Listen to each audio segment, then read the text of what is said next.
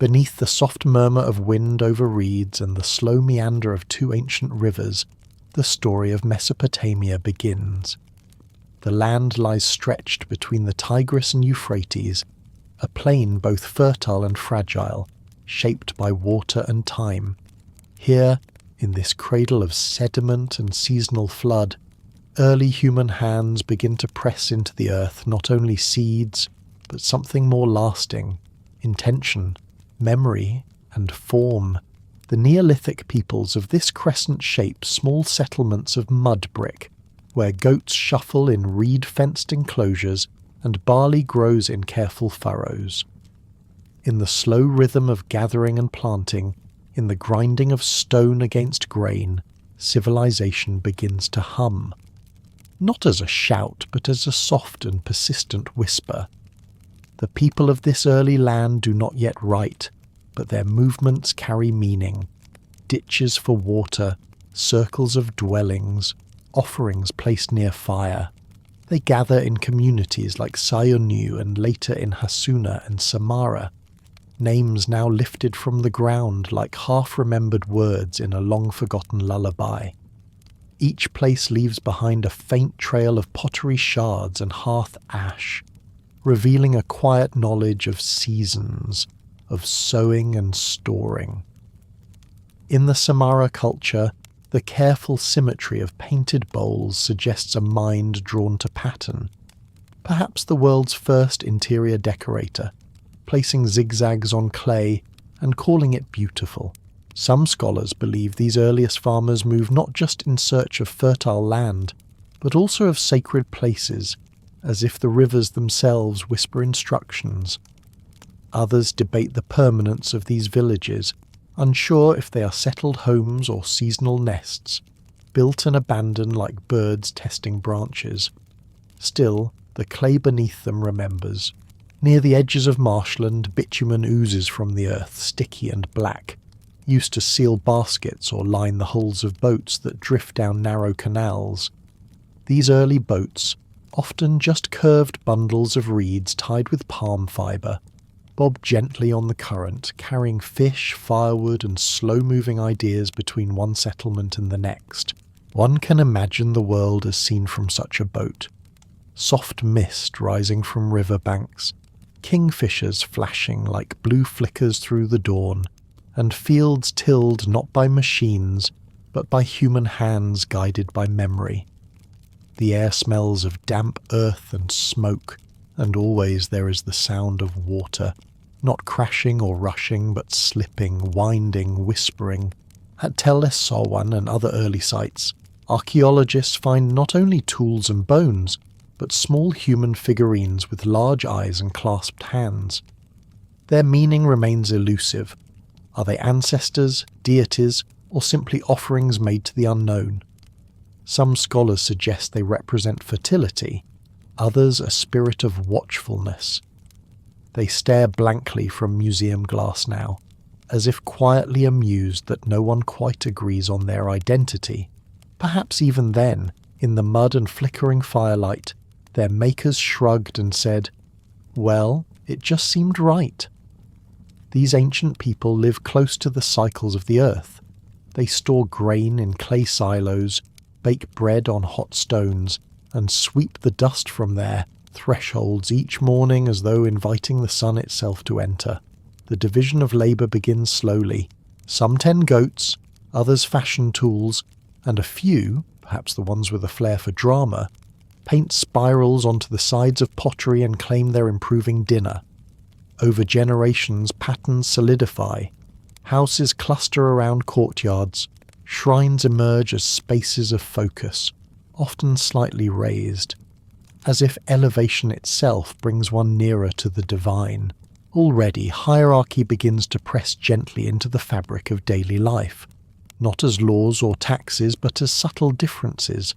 One house with finer walls, another with bones from better meals. The first social climbers may simply be those who owned the tallest ladder. In the Ubaid period, larger temple-like structures begin to rise, built atop mounds that will, over centuries, become the tells. Artificial hills made not by nature, but by the patient stacking of lives. Each layer contains broken vessels, burnt clay, and the occasional lost sandal, forming a kind of unintentional archive. The Ubaid peoples shape their world not with haste, but with repetition.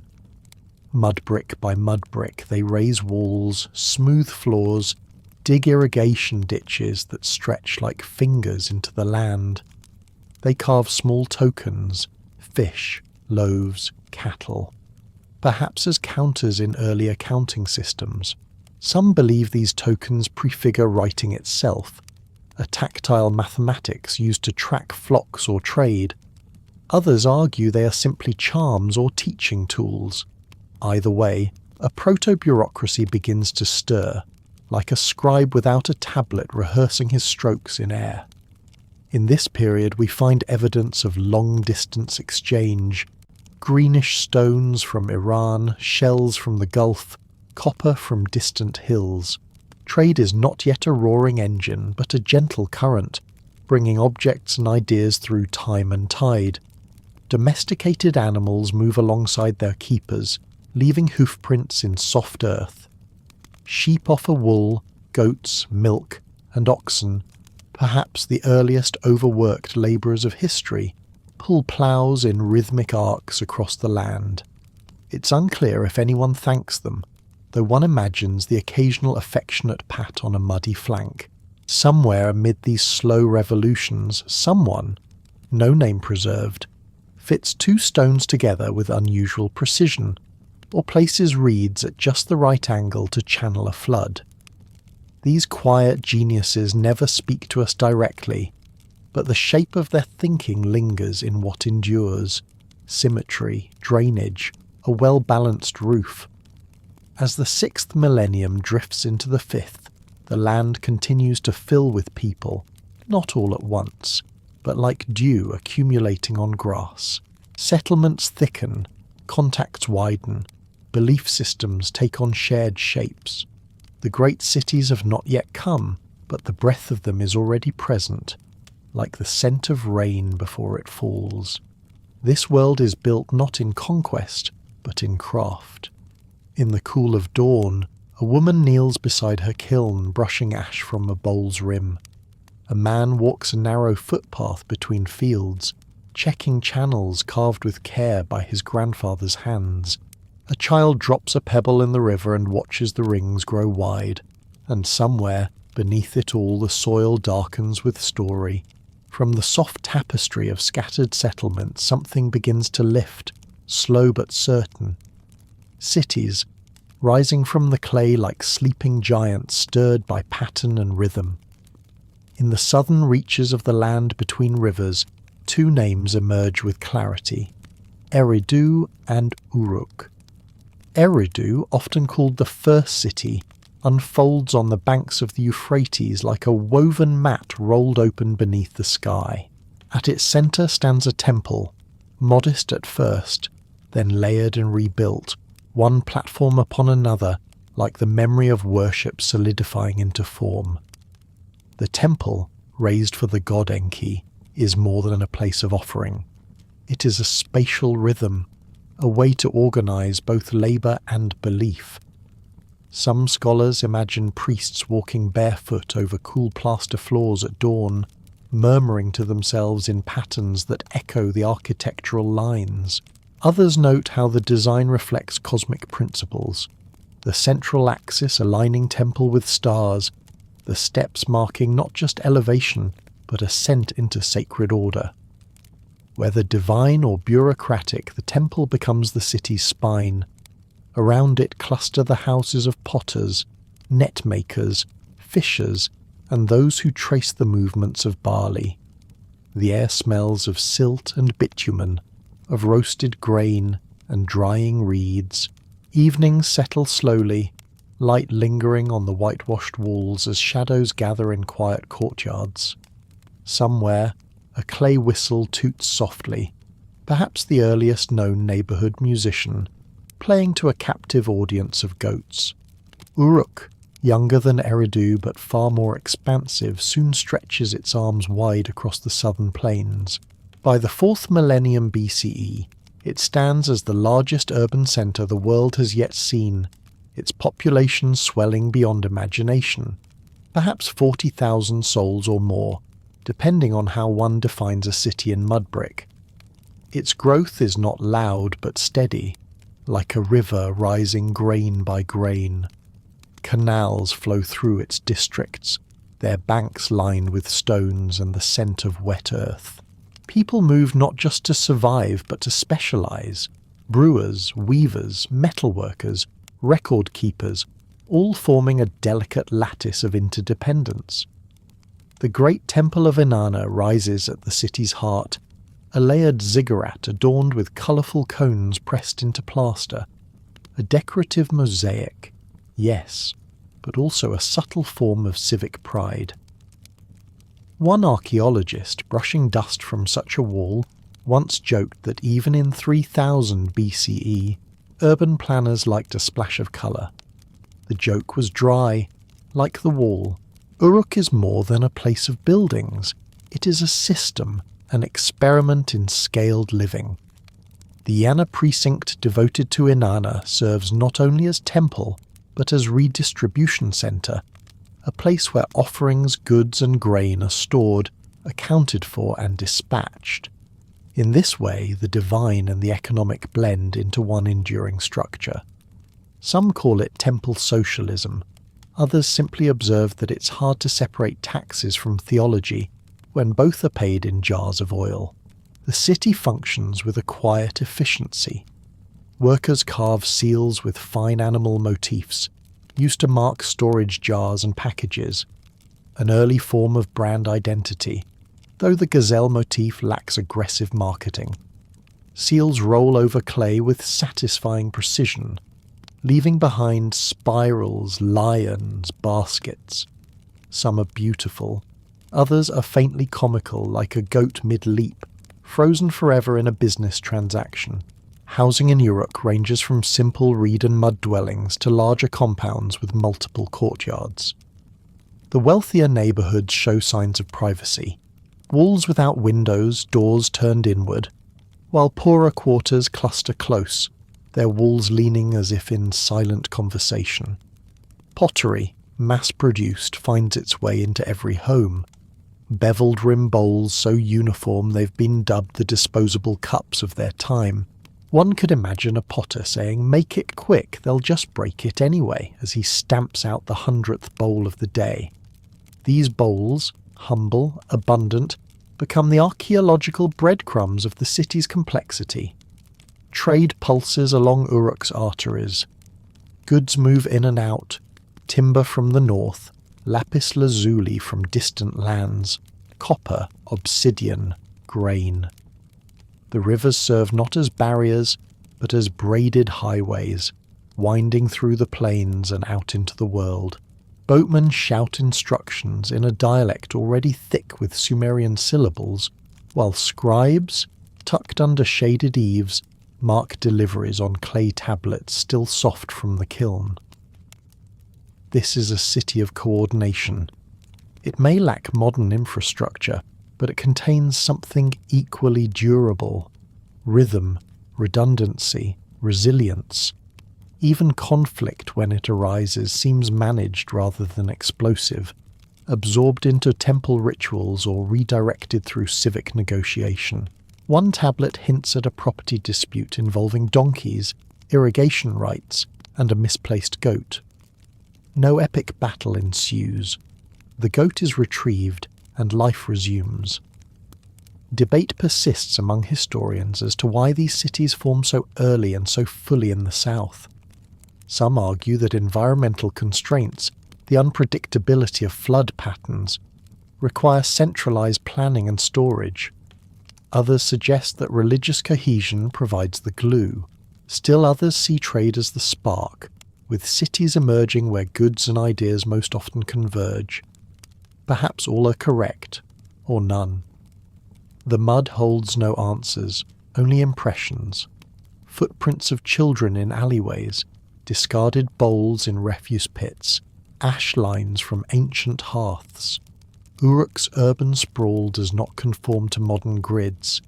It sprawls like water itself, adjusting to the terrain, looping in slow arcs. Streets are narrow, often sunken, the houses rising like clay cliffs around them.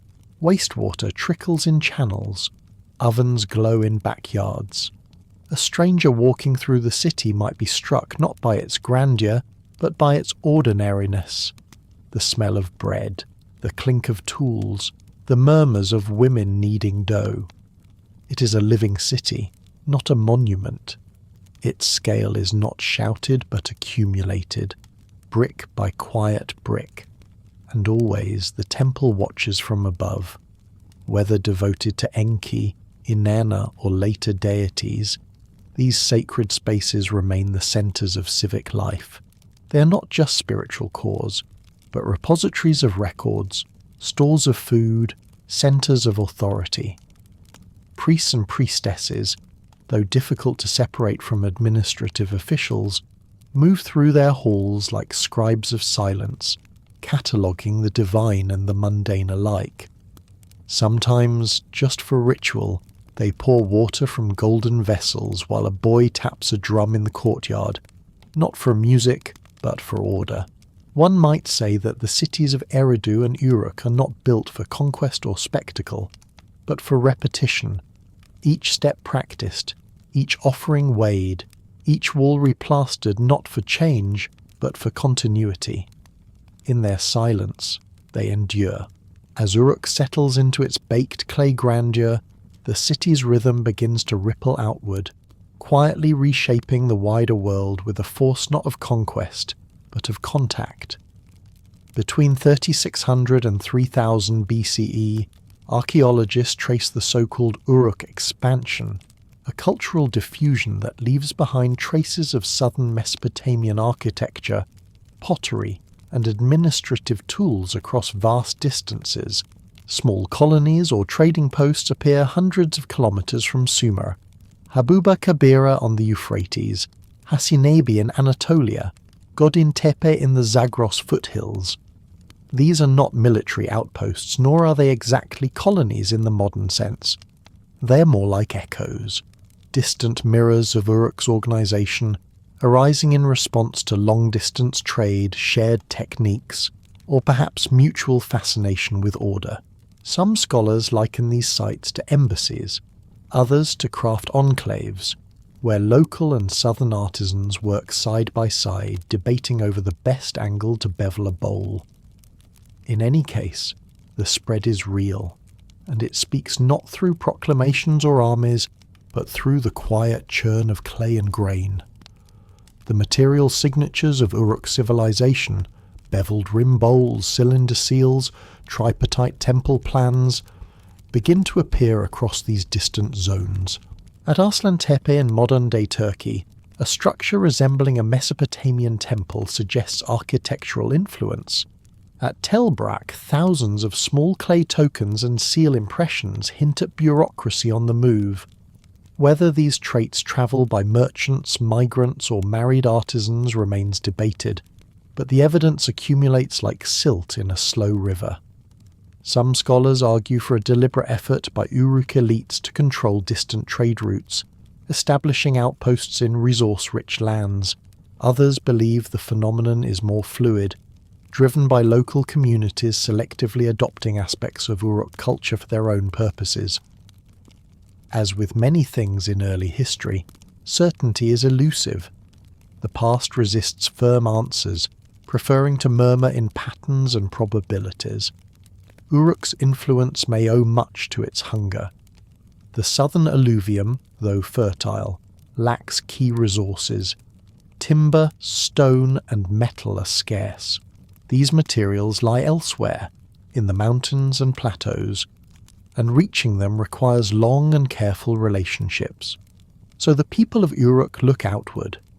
They send emissaries, traders, and perhaps the occasional potter with an entrepreneurial streak, and in return they draw in raw goods and new ideas.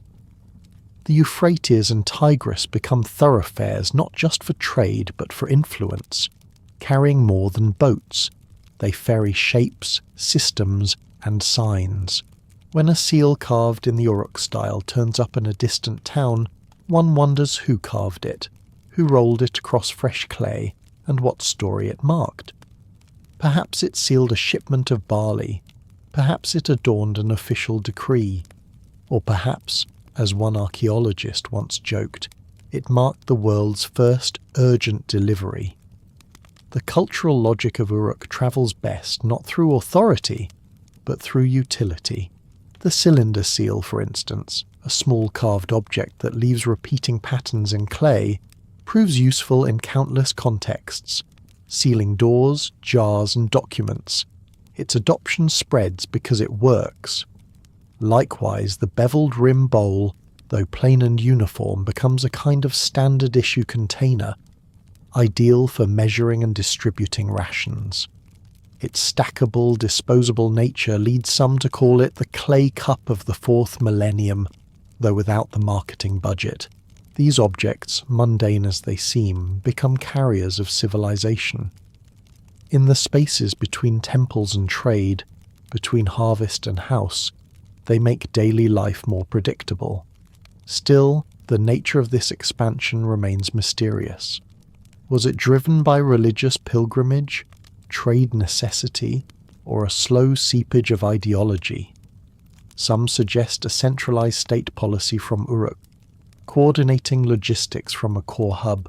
Others argue for a more networked model, individual households or craft guilds setting out on their own, forging new ties without royal oversight. The archaeological evidence is often too fragmentary to say. One site might yield southern-style bricks and bowls, but no southern-style writing. Another may have the layout of an Uruk courtyard, but local ceramic traditions, like the shadow of a tree cast across many stones, influence shifts with the terrain. Importantly, this expansion does not erase local identities. The people of these distant sites do not simply become Urukians. Instead, they adapt what fits. A seal might bear local symbols carved with Uruk tools. A building might blend Mesopotamian layout with regional materials. Cultural contact does not always produce conversion. Sometimes it produces hybridity. The result is a slow mosaic, scattered and subtle, in which Uruk's influence leaves fingerprints but not full blueprints. One might say it is the opposite of an empire, not a top-down imposition, but a horizontal murmur. Meanwhile, back in the city itself, Uruk continues to grow. The Iana precinct is rebuilt and expanded, its courtyards broad and its storerooms deep. More seals are carved, more bowls fired, more scribes trained. The administrative complexity grows not in leaps but in layers. A new level of record-keeping emerges, lists of goods, lists of workers, even lists of other lists. Some scribes begin to group objects into categories, not just describing them but defining them. This shift toward abstraction, from simple inventory to symbolic classification, is subtle but revolutionary. One could call it the dawn of the filing cabinet, or the very early birth of bureaucracy. Whether celebrated or endured, the scribe becomes central to the city's function. Without his steady hand and damp stylus, the whole mechanism might well grind to a halt. And so the logic of Uruk, a logic of repetition, inventory and circulation, seeps outward. It travels not as a roar, but as a pulse. At every site touched by the Uruk expansion, archaeologists find signs of connection and adaptation, but also of resistance and independence. It is not a one-way flow. Local traditions persist, regional voices remain, and eventually, by the end of the fourth millennium, the expansion recedes. Whether due to environmental stress, overextension, or shifting trade routes, the outposts fall quiet. The clay seals are no longer pressed, the beveled rim bowls are replaced. Like tide withdrawing from low ground, the presence fades, but it does not vanish. What remains is a template, a memory pressed into the very clay of civilization. In the centuries to come, cities will rise and fall, but the logic of Uruk, its quiet systems, its measured breath, will echo on, like a ritual repeated too often to forget. Amid the quiet swell of expanding cities and distant outposts, a more profound transformation begins to take shape, one that will not fade with the collapse of a colony or the drying of a canal. It comes not in stone, but in clay, not in walls, but in marks. The invention of writing, one of the most significant thresholds in human history, emerges in the dense heart of Uruk's administrative apparatus. It does not arrive in a moment of inspiration or poetic flourish, but rather through the slow accumulation of necessity, a need to track grain, to count labourers, to remember what must not be forgotten. In this world of stored surplus and redistributed goods, memory alone is not enough. So the scribe, likely with smudged fingers and tired eyes, begins to shape symbols, first simple tokens, then pictographs, then signs more abstract, pressed into soft clay with a stylus of sharpened reed. These tablets, dried in the sun or baked in low fires, bear the beginnings of cuneiform, the wedge-shaped script that will echo through millennia. Some of the earliest tablets record rations, how much beer for how many workers, how many sheep move from one pen to another. The documents are not romantic but essential. One might say Mesopotamian writing begins not with epics, but with accounting, history's most durable to-do list. At first, the signs are pictorial. A drawing of a fish means fish. A stylized jar represents oil. But over time, the signs evolve, becoming more symbolic, more abstract, more suited to the swift press of a stylus than the labour of drawing. The system grows more complex. Phonetic elements are introduced, enabling not just the naming of things, but the representation of sound. Words and ideas combine.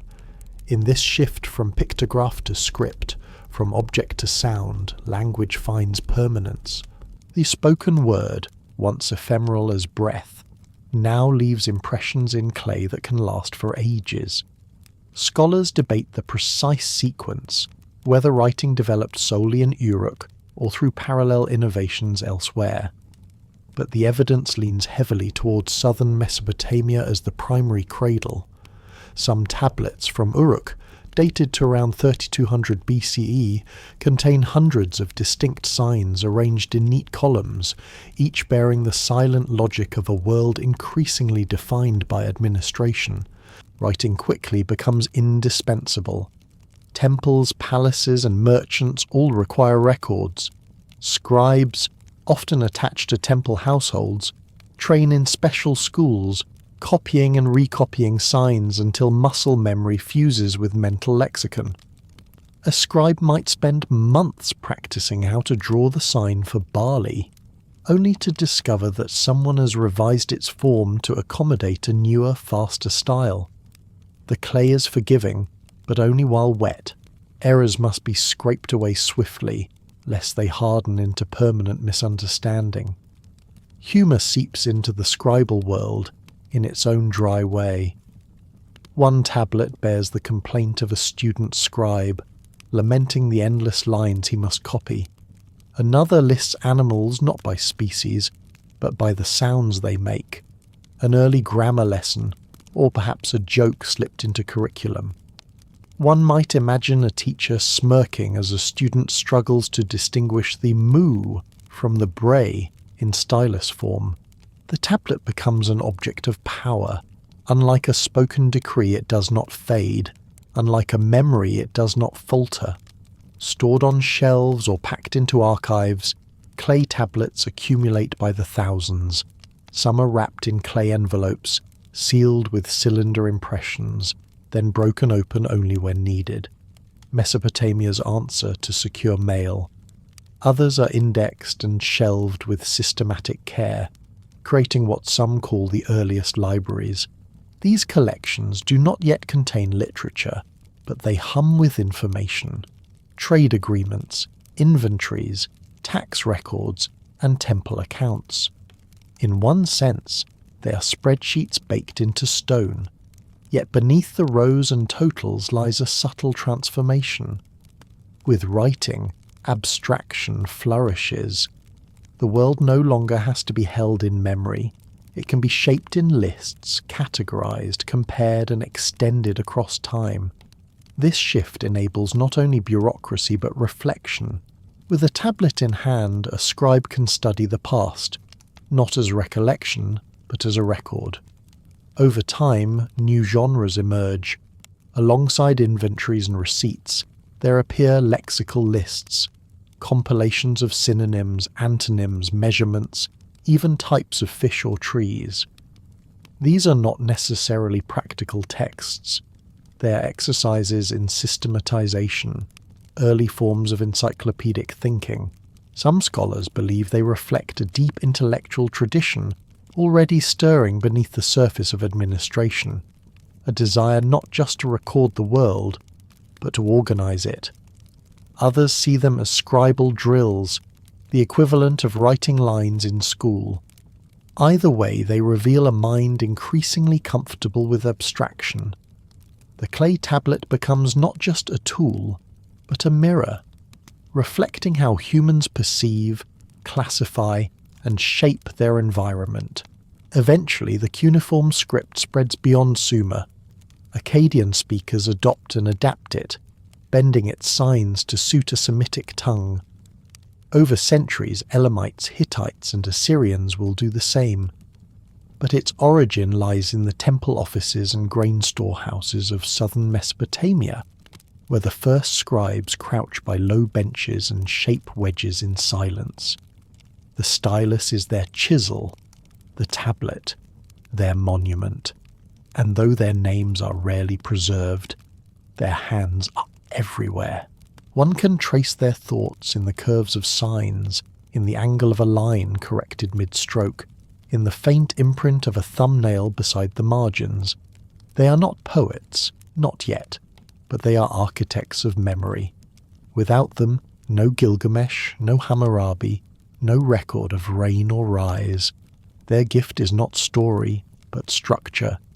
Yet even here, mystery lingers. Why this place, this moment? Why does writing take root not in a palace, but in a granary? Some say the pressure of complexity demands it, that once a society grows large enough, words must be pinned down. Others wonder if it begins with magic, with the notion that signs hold power, that to inscribe is to invoke. A few point to the tokens used in earlier times, small clay objects representing goods, and suggest that writing is merely the next stage in a long process of representation. The debate remains open, like a half-formed glyph waiting for its final stroke. What's certain is that once writing appears, it never fully disappears. Even when cities fall or archives burn, even when signs change or languages shift, the idea endures, that a thought, when shaped in clay, might outlast the hand that formed it. This becomes one of Mesopotamia's most lasting gifts. As the signs on clay tablets become more assured, and the temples more layered with devotion and dust, a new rhythm begins to pulse across the southern plain, the age of city-states, each with its walls, its gods, its king.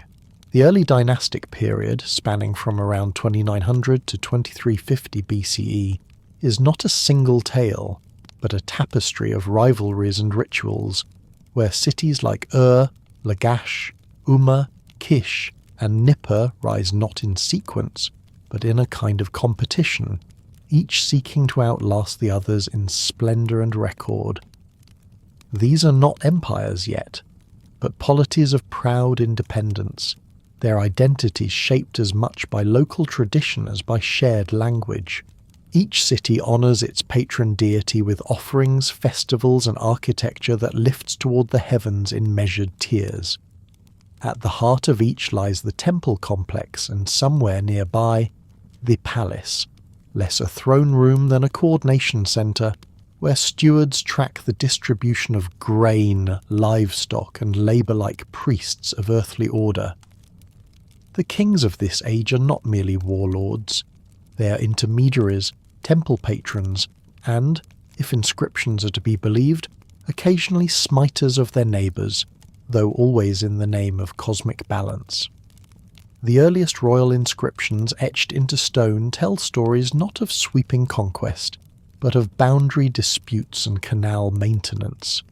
A king of Lagash brags not about his armies, but about digging a new irrigation channel and dedicating it to Ningirsu, the city's god. Another boasts of rebuilding a wall that the previous king neglected, his tone more that of a careful custodian than a triumphant general. But beneath these sober declarations lies the simmer of competition. Cities like Lagash and Umma quarrel over water rights, not with fiery speeches, but with inscriptions in which each side claims divine favour and legal precedent. One tablet details a border dispute that drags on for generations, with each king asserting that his measurement stones are the correct ones. It is perhaps the world's earliest recorded land lawsuit, and like many since, it seems only partially resolved. Temples grow in complexity during this period. At sites like Girsu, sacred precincts expand to include courtyards, storage rooms, and administrative offices. Here, priests and priestesses oversee offerings, record inventories, and perform rites that blend cosmic order with civic duty. The gods are not abstract ideals. They inhabit statues, visit in dreams, and require regular meals. One tablet lists the daily rations for the gods as carefully as for humans: bread, beer, oil, and the occasional cut of meat. Divine nutrition, it seems, is as important as celestial favour. The temple kitchen is never idle.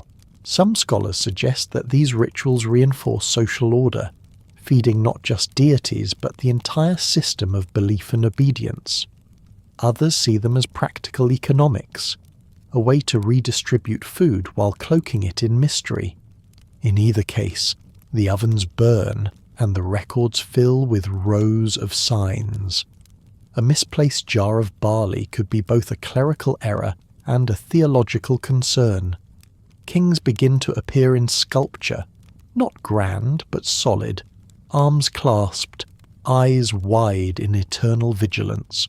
The statues of rulers like Yanatum or Enmetina do not dazzle with detail but with presence, their forms simplified yet unmistakable. One king, known as the Net Man, is depicted with a weapon shaped like a fishing net, used, according to inscription, to catch his enemies in battle. Whether metaphor or reality, the image is strangely domestic. Even in warfare, the tools are those of labour. Another king commissions a tablet known as the Stele of the Vultures, a grim visual narrative of battle, divine aid, and the stacking of bodies. The vultures, calm and unbothered, carry off severed heads with clinical precision. It is perhaps history's earliest illustrated panel, though the effect is more sobering than cinematic. A scribe might note that the artist had a limited palette: heads, feet, wings, and dust. One remarkable tablet from this era, written in Sumerian, records the appointment of a high priestess, possibly the earliest known woman in history whose name we know, Enheduanna. Though she belongs slightly later in time, her presence looms over the traditions forming now. The role of priestesses in temple life is significant. They oversee sacred duties, manage estates, and even compose hymns. Whether these compositions are collaborative or individual remains debated, but the emotional tone and poetic structure of later works suggest a world already rich with inner life. Even amid ledgers and legal texts, one finds glimpses of introspection. A hymn to Inanna speaks of longing, transformation, and divine presence, not just a list of offerings, but a voice seeking something beyond the structure of the day. Warfare in this period, though frequent, is not yet imperial in scale. City-states' field armies of levied farmers and professional soldiers marching out when the barley is planted and returning before the harvest. Their weapons are simple: spears, axes, slings, and their tactics likely as much about display as destruction. One king writes of breaking the arms of a rival city, but the actual damage may involve breaching a wall or confiscating tribute. Raids and reprisals follow the rhythms of agriculture. The soil determines the strategy. Still, these conflicts leave marks. Burned layers in archaeological strata, sudden declines in building, shifts in pottery style. Historians try to read the silence between tablets, asking not just what was recorded, but what was not. Some cities rise quickly and fade just as fast. Others endure, their names passing from tablet to tablet like ceremonial titles. Kish, though never dominant for long, is often cited in inscriptions as a kind of royal benchmark, the place where kingship is said to have descended from heaven. The phrase, King of Kish, appears even in cities far from it, suggesting symbolic authority.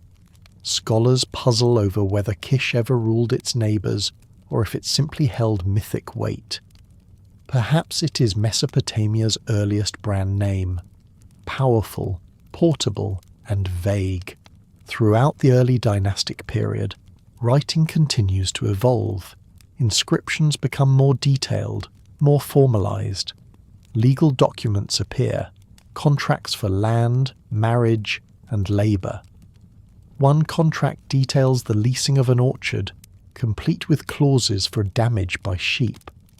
Another tablet records the sale of a house, including its gate, its wall, and a note that the buyer is responsible for any spirits left behind. It is not clear whether ghosts are included in the property value. These glimpses into everyday transactions reveal a society that, despite its divine claims, is deeply practical. Temples may reach for the heavens, but they are built with measured bricks. And so, the city-states of Sumer turn beneath the sun, each with its gods, its archives, and its ambitions. No single power unifies the land, yet the people share language, signs, and seasons. Their canals split and rejoin like braided hair. Their fields are divided and disputed. Their dreams perhaps converge in the smoke rising from 100 ziggurats. In this network of cities, where every brick counts and every mark records, the foundations of later empires are quietly laid, not in conquest, but in continuity. Among the stones and stories of early dynastic Mesopotamia, one figure rises taller than most, though his form is half shadow, half stone. Gilgamesh, king of Uruk, builder of walls, seeker of secrets. His name appears in king lists and temple records, but it is his story, etched across 12 clay tablets in the Akkadian language centuries later, that carries him into memory not as a ruler, but as a mirror of human longing. The Epic of Gilgamesh is not biography. It is myth grown from a real name, myth that sleeps in archives and wakes in the imagination. Scholars agree that Gilgamesh may have ruled sometime around 2700 BCE, but the tale we inherit is layered, built up like a ziggurat across centuries of retelling, recopying, and reinterpretation. The earlier Sumerian poems, composed in fragments, show him wrestling bulls, debating with gods, and founding temples. Later, the Akkadian version stitches these into a coherent epic, giving us a journey that winds from city to cedar forest to the ends of the earth, only to return again to the city walls. In this structure, the narrative reflects the world that birthed it, a circular time where departure always curves back to origin. The tale opens not with glory but with disturbance. Gilgamesh, mighty in strength and restlessness, governs Uruk with a hand too heavy for peace. His people plead with the gods, who respond by crafting Enkidu, a wild man shaped of clay, to temper the king's ambitions. Their friendship, forged in a contest and sealed in loyalty, becomes the emotional core of the epic. Together they slay the guardian Humbaba, fell the cedar trees of distant mountains, and defy the will of the goddess Ishtar. But these triumphs lead not to peace, but to loss. Enkidu falls ill and dies, and with him Gilgamesh's certainty collapses. What follows is a long descent into the unknown, a search for immortality that brings the king through deserts, across waters of death, and into the presence of Utnapishtim, a survivor of the Great Flood. Gilgamesh is offered a plant of eternal youth, only to lose it to a snake. In the end, he returns to Uruk with empty hands but full understanding. He stands before the city's walls, not to boast, but to observe. He says nothing of conquest. He says, "Look at the bricks. They bear my name." The epic is layered with meaning, though it does not instruct. It is not didactic, but meditative, offering images instead of arguments. The flood narrative bears striking resemblance to later Near Eastern traditions, though its moral tone differs. Utnapishtim survives not through righteousness but warning. The gods regret their fury, not because it was unjust but because it was excessive. Gilgamesh's journey is framed not by divine reward but by resignation. Immortality is denied. The walls endure. This, scholars suggest, reflects a worldview both deeply spiritual and profoundly practical. A civilization that venerates the divine, but knows the strength of baked brick. The epic preserves echoes of ancient rituals. The cedar forest may reflect a real region in Lebanon, long prized for timber. The slaying of Humbaba might echo the importation of foreign wood, a rare and sacred act. The gates of Uruk, described in gleaming detail, may refer to actual architectural features, lost now beneath centuries of soil. Even the lamentations over Enkidu seem drawn from formal mourning texts, used in temples to mark the passage from breath to dust. The scribe who records the epic, or more likely a series of scribes across generations, composes in a rhythm that flows with repeated lines, parallel structures, and refrains. These may have served a performative function, like chants or public readings. Some scholars believe the tale was recited during festivals, perhaps in the presence of a statue or mask representing the king. Others suggest it was part of scribal training, copied again and again in schools where students learned not only how to form signs, but how to carry meaning. Gilgamesh, as both man and myth, bridges the human and divine. He's 2/3 god, 1/3 man, a ratio that invites both arithmetic confusion and philosophical musing. What does it mean to be more than mortal, but less than eternal? His failures are as instructive as his feats. He cannot defeat death, cannot hold the herb of youth, cannot undo the loss of Enkidu. But he can remember, and in remembering, he preserves. That may be the story's quietest assertion, that memory, etched in clay and carried in verse, offers a kind of endurance more reliable than flesh. The scribe preserves what the hero cannot. The historical Gilgamesh remains elusive. Inscriptions from later kings refer to him sometimes as a divine ancestor, sometimes as a precedent. The Sumerian king list includes him as the 5th ruler of the first dynasty of Uruk, attributing to him a reign of 126 years, an exaggeration that suggests reverence more than biography. The temples he's said to have built, such as Iana, did exist, though their construction spans centuries and many hands. What endures most clearly is not the man, but the narrative, carved in cuneiform on tablets buried and rediscovered in the library of Ashurbanipal, the Assyrian king who collected texts like treasures in the 7th century BCE. There, beneath layers of ash, the tablets waited. Their rediscovery in the 19th century shocked scholars who had not expected to find such psychological depth in a civilization so ancient. A king mourning his friend, fearing death, questioning the gods. These were not the expected voices of dusty empires. Yet the Epic of Gilgamesh is not unique in its resonance. It emerges from a culture already saturated with poetry, lamentation, and cosmic reflection. Sumerian literature is rich with hymns to gods, dialogues between seasons, proverbs that advise with dry wit and surprising tenderness. One proverb reads, "You can have a lord, you can have a king, but the man to fear is the tax collector." Another warns, "He who eats too much barley bread shall know many dreams." These sayings, baked into tablets alongside administrative decrees, remind us that the Mesopotamians lived not just by measure, but by metaphor. Their minds, no less than their cities, were structured and storied. In the end, Gilgamesh returns to his city. The tale closes not with resolution, but with stone. The walls he built stand as both defense and legacy, not against enemies, but against oblivion.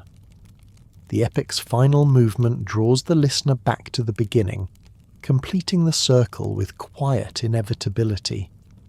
In this structure, perhaps, lies the real message, that life proceeds not as a straight line toward triumph, but as a return, a repetition, a reverence for what was and what remains. Even the scribe, as he lifts his stylus and shapes the final wedge, participates in this rhythm.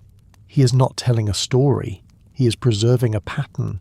While the legends of Gilgamesh echo through temple courts and scribal halls, a new force gathers in the north, not born from myth but from the steady motion of men and metal.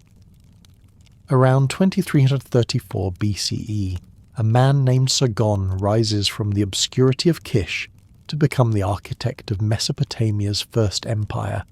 His name, Sharukin, the true king, becomes both declaration and design. Though his origins are later wrapped in a tale of humble birth and divine favour, his achievements are marked in enduring brick and stone. Sargon's ascent signals a shift in scale and ambition. From city-state rivalries to territorial unification, from local worship to centralized administration. Where previous rulers defended walls and dug canals, Sargon commands armies, establishes a capital, and stretches his influence from the Persian Gulf to the Mediterranean. His rule marks the beginning of the Akkadian Empire, a political experiment unlike anything before it in the fertile plains of Mesopotamia. The city of Akkad, whose precise location remains unknown despite decades of archaeological pursuit, becomes the empire's heart, a centre of administration, military coordination, and cultural fusion. From here, Sargon governs not by replacing the local gods and customs of conquered cities, but by absorbing and managing them. He leaves in place many temple structures and priesthoods, ensuring continuity even as he demands allegiance. Inscriptions record his military triumphs, his logistics, and his personal piety.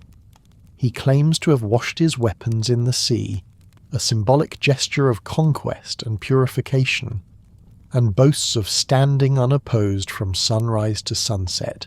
Some scholars view these statements as royal rhetoric, formulaic and inflated. Others see in them the outline of real control, backed by a professional army, complex supply lines, and the loyalty of appointed governors. If Gilgamesh ruled as a hero, Sargon rules as a system. The Akkadian language, Semitic in origin and distinct from Sumerian, spreads as the language of administration.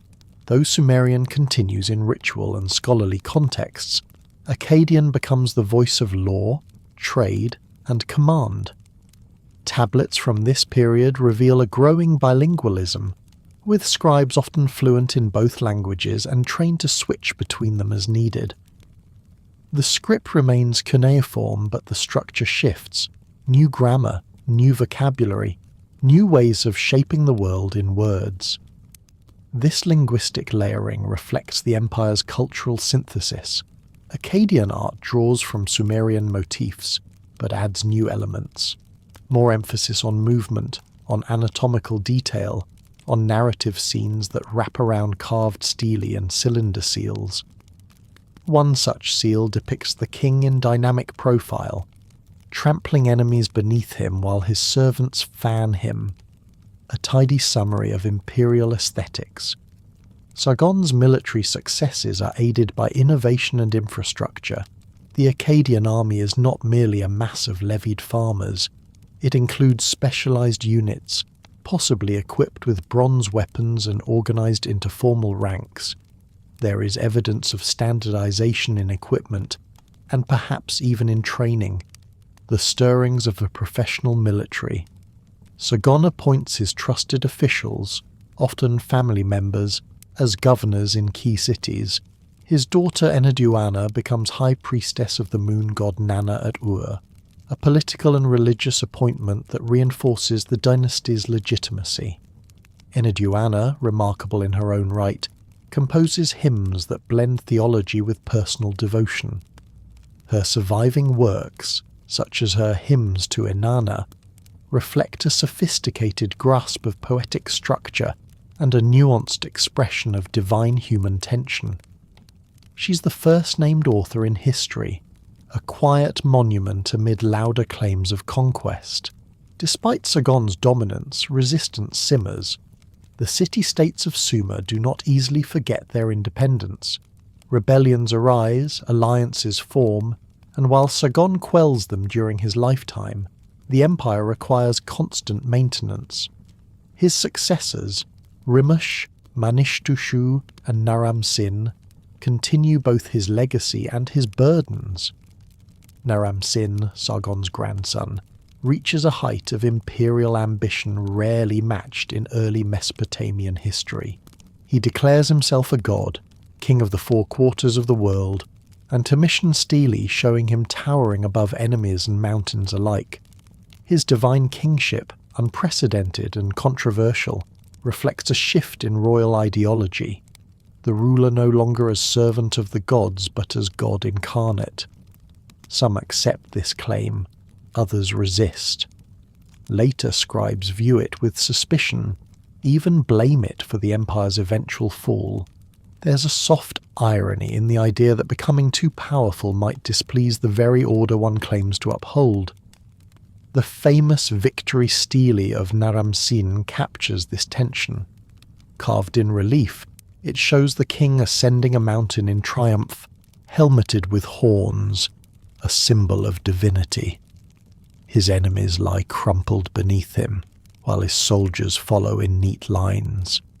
The scene is not chaotic but choreographed, its symmetry suggesting inevitability, and yet the divine stars above seem distant, their gaze is indifferent. The stele is both celebration and caution, a moment of glory fixed forever, but shadowed by the silence that follows. Debate surrounds the exact reasons for the Akkadian Empire's collapse around 2150 BCE. Environmental data points to a severe aridification event, a prolonged drought that may have disrupted agriculture, trade, and internal cohesion.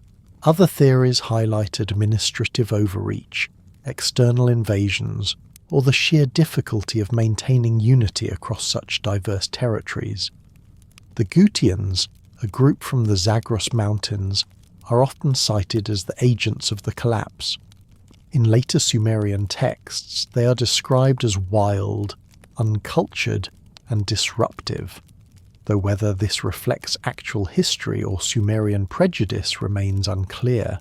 The image of Gutians as mountain barbarians overrunning cities with no regard for irrigation schedules may say more about urban anxiety than military reality. The fall of Akkad does not erase its legacy. The Akkadian language endures for over a millennium, becoming the diplomatic and scholarly standard of the ancient Near East. The idea of empire, of centralized rule over diverse lands, takes root and re-emerges in future dynasties. Sargon becomes a touchstone in Mesopotamian memory, invoked by later kings seeking to legitimize their own authority. His story is retold, mythologized, and inscribed on tablets that survive long after Akkad itself disappears beneath the soil. Even in ruins, the shape of his system remains legible. In the quiet after Empire, the cities of Sumer begin to stir again. Canals are cleared, temples repaired, and archives reopened. The ziggurats still stand, layered with ash and hope. A new generation of scribes lifts their styluses and begins once more to record, not with the grand rhetoric of kings who ruled the world, but with careful accounts of barley, bricks, and borrowed oxen. Civilization, like a river after flood, finds its old bed and flows again. In the silence that follows the collapse of the Akkadian Empire, the cities of Sumer do not vanish. They wait. The canals fill with silt, tablets lie untouched, walls crumble slowly under the weight of wind and sun. But beneath this surface quiet, life continues, rhythms resume, and the clay remembers. Around 2112 BCE, a new order begins to rise from the old foundations. The Ur-3 dynasty, often called the Neo-Sumerian Renaissance. It is less a revolution than a restoration, a deliberate return to Sumerian forms, language, and ideals after generations of Akkadian dominance and Gutian disarray. The city of Ur, under the leadership of Ur-Nammu, asserts itself not with conquest, but with construction, codification, and careful governance. His reign and that of his successors, especially Shulgi, re-establish a sense of order that spreads across the southern plains, reaching from the marshes of the Gulf to the edge of Elam. Ur-Nammu, who founds the dynasty, is best remembered for a law code, one of the earliest surviving legal texts.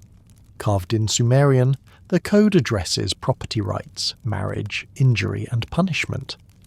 It is less severe than the more famous Hammurabi's code, and written in a tone of pragmatic fairness. The laws are direct. If a man causes injury, he must pay. If a woman is wronged, she receives restitution. The code is both a legal document and a royal proclamation of justice. Ur-Nammu presents himself as a shepherd of the people, chosen by the gods to bring order, not merely through military strength, but through moral clarity.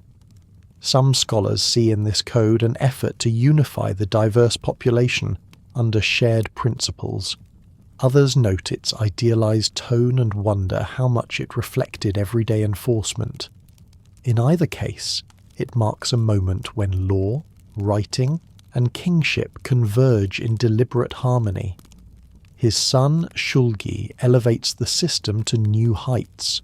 Reigning for nearly half a century, Shulgi undertakes administrative reforms that touch nearly every part of society.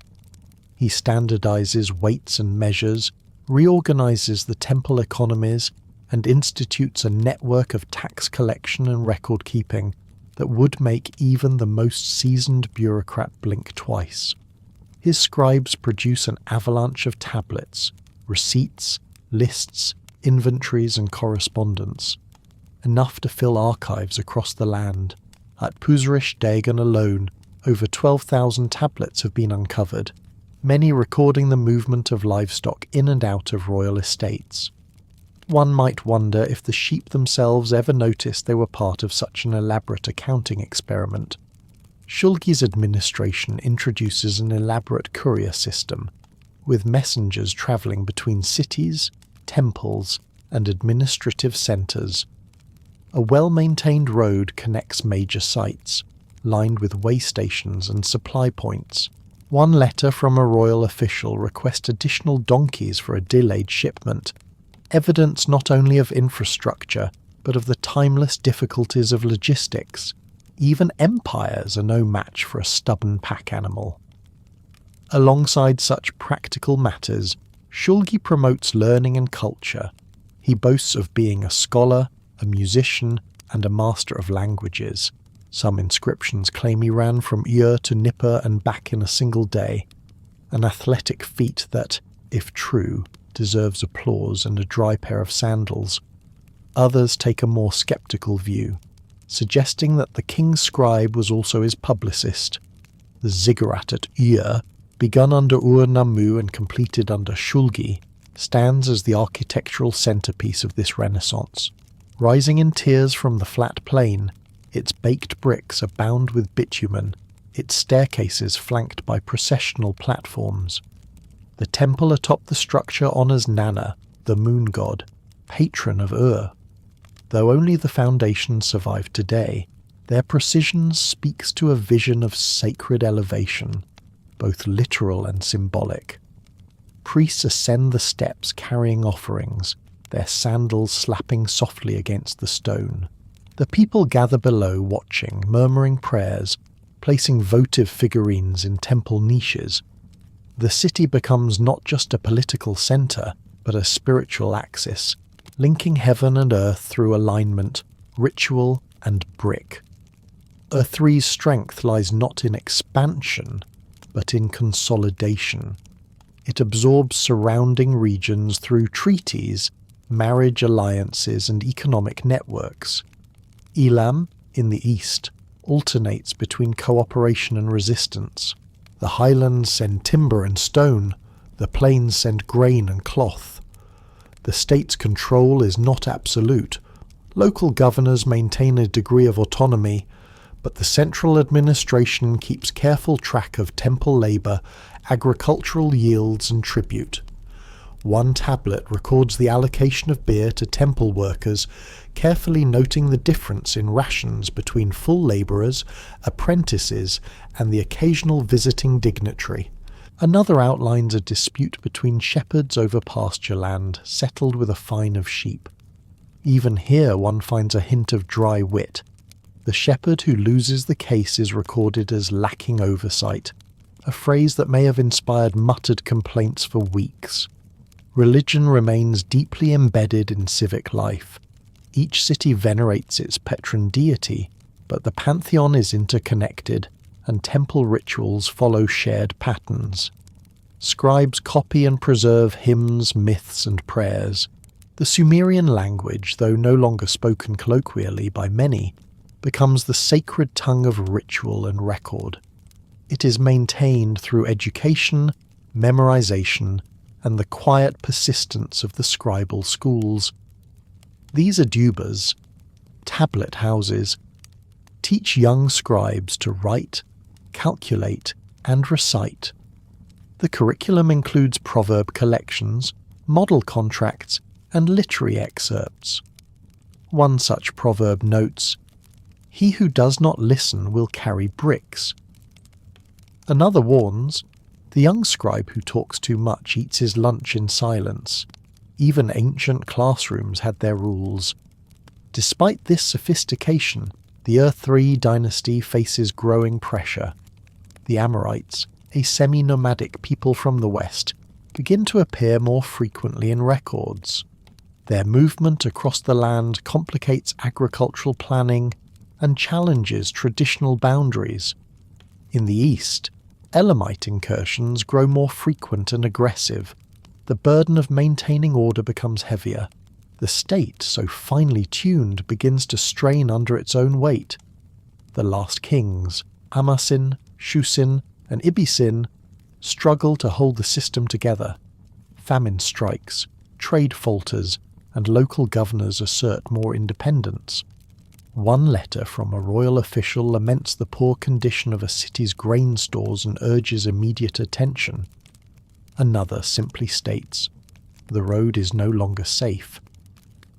The tone is neither panicked nor dramatic, but firm, a signal that the centre is beginning to slip. By around 2004 BCE, Ur falls to invading Elamite forces. The city is plundered, the temples desecrated, and the dynasty ends. Yet the scribes continue. In later centuries, kings and priests look back on this era as a golden age, not for its conquests, but for its balance. The records of Ur-3 survive in thousands of tablets, each bearing the impression of a stylus, the pressure of a hand, the quiet intention to remember. Even in decline, the idea of order remains. A pattern in the clay, a plan written out in columns and rows. Civilization here is less about victory than about structure. The bricks crumble, but the forms endure. After the fall of Ur, the land between the rivers does not plunge into silence. Instead, it reshapes itself slowly, like floodwaters retreating to form new channels. The old Sumerian cities remain, not ruins, but breathing settlements, adjusting to new powers and pressures. Into this fractured landscape come the Amorites, Semitic-speaking peoples who had long moved along the peripheries of the Sumerian world. Once seen as outsiders, they gradually take root in cities like Isin, Larsa, Eshnunna, and especially Babylon, which begins the slow climb from modest town to dominant centre. These cities do not form a united front but operate as competitors, forming shifting alliances, issuing their own laws, and cultivating their own deities. Power becomes decentralized, spread across the southern plains and northern valleys, in a pattern of rivalry and resilience. The Sumerian language fades further from common use, remaining in ritual and scholarship, while Akkadian, in both Old Babylonian and regional dialects, becomes the spoken and administrative norm. It is a time of transition, of layered identities and hybrid customs, where no single city yet commands the story. Among these contenders, Babylon's rise is the most gradual and perhaps the most unexpected. Located on the Euphrates, Babylon begins as a regional player, overshadowed by more established cities like Larsa and Eshnunna. But under a dynasty of Amorite kings, it strengthens, not through sudden conquest, but through strategy, stability, and administration. The sixth ruler of this line is Hammurabi, who ascends the throne around 1792 BCE. His reign will transform the city and shape the legal imagination of the ancient world. But at first, Hammurabi rules a modest kingdom, bordered by stronger states. His early years are spent building defences, overseeing canals, and issuing decrees that reflect both economic prudence and political patience. He is not yet the lawgiver carved into later memory, but a careful manager of land and labour, observing more than acting. Across the region, power balances shift with seasonal precision. Eshnunna controls trade in the northeast, Larsa dominates the south under kings like Rimsin, and Mari farther west oversees the middle Euphrates and links to the Levant. These cities do not merely fight, they correspond. Letters between kings survive on clay tablets, composed in formal Akkadian and filled with greetings, negotiations, and subtle warnings. One letter might offer gifts of textiles and lapis lazuli, while another complains of late tribute or an envoy treated with insufficient ceremony. Diplomacy is a game of nuance. Even a slightly smaller portion of figs could be considered a slight. Scholars reading these letters often find a tone that's simultaneously courteous and calculating, like a dinner party where every compliment carries a blade. By the middle of Hammurabi's reign, circumstances change. Through a combination of alliances, military campaigns, and opportunistic timing, he begins to expand Babylon's reach. One by one, rival cities fall or submit. Larsa is conquered, its wealth absorbed. Eshnunna and Mari are brought under control. Eventually, even the powerful Elamites to the east are held at bay. By the end of Hammurabi's rule, Babylon has become the political centre of southern Mesopotamia. Its name, once small among Sumer's great capitals, now carries the authority of empire. Yet this transformation is achieved not solely through force. Hammurabi cultivates legitimacy by drawing on older traditions. He honours Sumerian gods, preserves local cults, and frames his rule not as innovation, but as restoration. His most famous achievement, the Code of Hammurabi, is inscribed not merely as law, but as divine commission. He's chosen by Marduk, Babylon's patron god, to bring justice to the land. The code itself, carved into a basalt stele and copied across the realm, contains over 280 laws. They address matters of theft, marriage, inheritance, agriculture, and trade. Some are practical, others symbolic. Penalties range from monetary fines to physical punishments, following a principle that is not always an eye for an eye, but something more situational. The code's tone is declarative. If a man breaks the bone of another man, his bone shall be broken. Yet enforcement likely varied by class and context. The laws distinguish between free men, dependents, and slaves, offering different protections and obligations to each. Some scholars emphasize the code's role as a legal ideal rather than a universal practice. It is less a courtroom manual than a public expression of kingship, a monument to order. One might imagine a citizen of Babylon walking past the stele, reading the laws in sunlight and wondering whether they applied to his latest dispute over borrowed oxen. Babylon under Hammurabi becomes not only a capital but a symbolic centre. Marduk, the city's god, rises in prominence, eventually becoming head of the Mesopotamian pantheon in many traditions. The great temple Asargil is expanded, and ritual texts place Babylon at the heart of the world, where the divine and human realms intersect. Myths composed in this era reflect these shifts. The Enuma Elish, the Babylonian creation epic, frames Marduk as the champion who defeats chaos and organizes the cosmos, mirroring Hammurabi's earthly role. It is poetic symmetry. The king brings law, the god brings order, and both speak in measured phrases. The scribes, as always, ensure the structure holds. Even with Babylon's rise, continuity defines the landscape. The scribal tradition persists, now in Old Babylonian dialects. School texts preserve Sumerian literature, copying the Epic of Gilgamesh, hymns and proverbs. The tablet houses remain centres of training and preservation, where young scribes learn not only how to write, but how to think in forms, in columns, in repetition, in balance.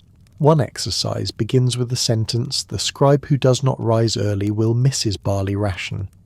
Another compiles animal names and their sounds, perhaps more tongue-twister than taxonomy. Humour endures in subtle lines.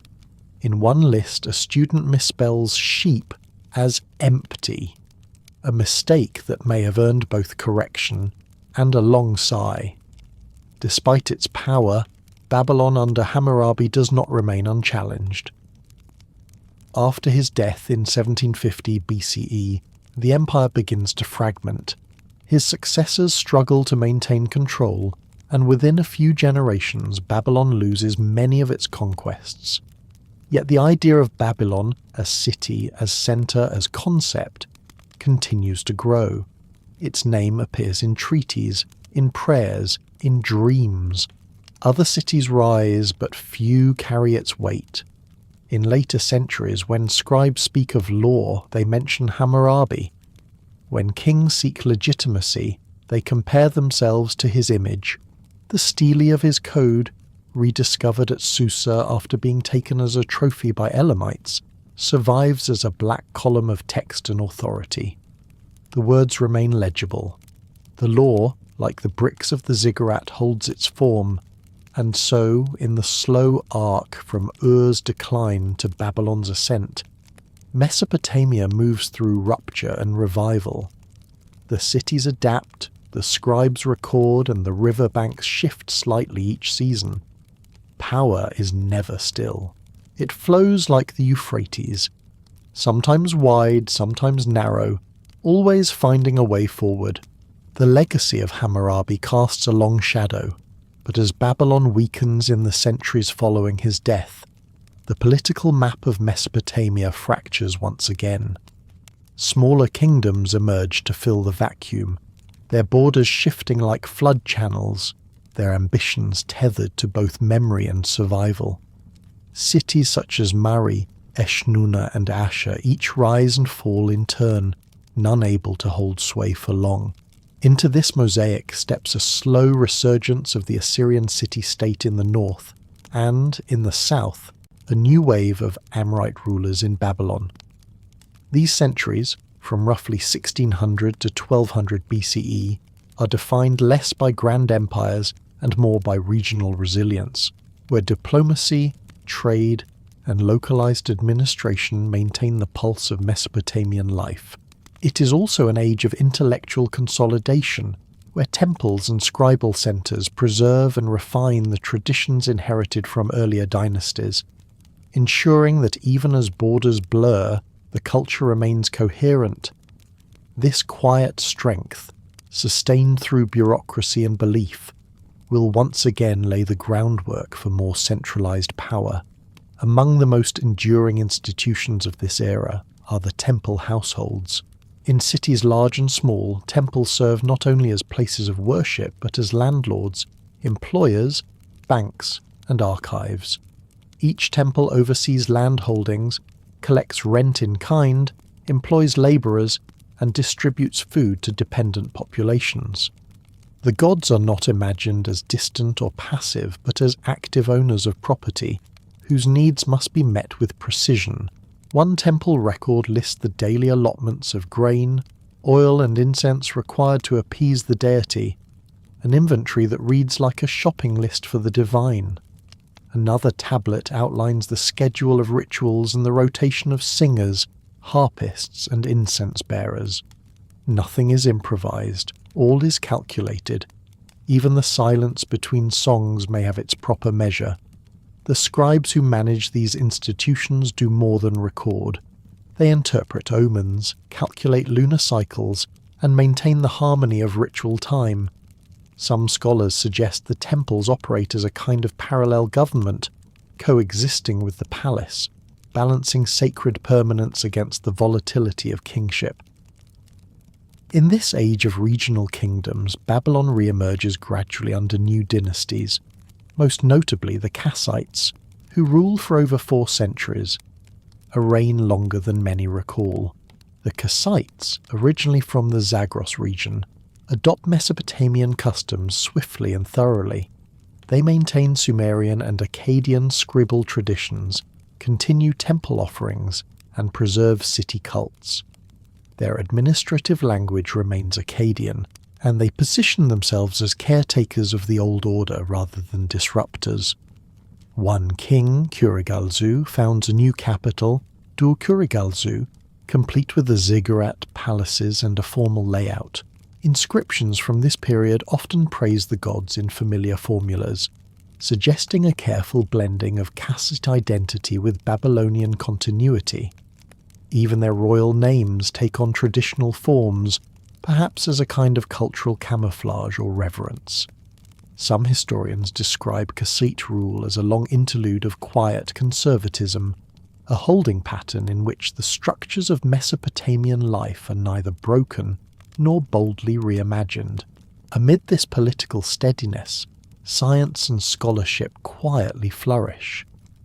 The Babylonian scribes develop more advanced forms of mathematics and astronomy, refining the base 60 number system that allows for precise calculations of angles, time, and quantity. Clay tablets from this era include multiplication tables, geometric problems, and astronomical observations. One text calculates the length of the year with impressive accuracy. Another records the risings and settings of Venus traced across generations. These are not idle curiosities, but tools of ritual and administration. Knowledge applied to calendrical reckoning, land measurement, and celestial omens. Astrology and astronomy begin to intertwine, not yet as mysticism, but as structured systems through which the divine communicates patterns. A sudden eclipse might signal the displeasure of a god, a comet, the shifting of dynasties. The sky becomes a scroll, and the scribe its careful reader. In the south, the Babylonian dialect of Akkadian becomes increasingly standardized, influencing scribal practice across the broader Near East. Its prestige reaches beyond Mesopotamia, as seen in the diplomatic correspondence of the Amarna letters, clay tablets sent between Babylon, Egypt, Hatti, and Elam, written in Babylonian Akkadian and exchanged with all the solemnity of statecraft. These letters, often formulaic in greeting and laced with carefully chosen gifts, reflect an international world in which Mesopotamian scribes serve as linguistic mediators. One tablet sent to Pharaoh by a Babylonian king apologizes for the delay in shipping a daughter promised for diplomatic marriage, citing an unfortunately timed rebellion. Another gently reminds the Egyptian court that the last shipment of gold was smaller than expected, perhaps due to misunderstanding. Even as armies rest, words travel, bridging royal egos with polished clay. This interconnectivity brings not only prestige but pressure. Trade routes shift, populations move, and the edges of Mesopotamia grow less stable.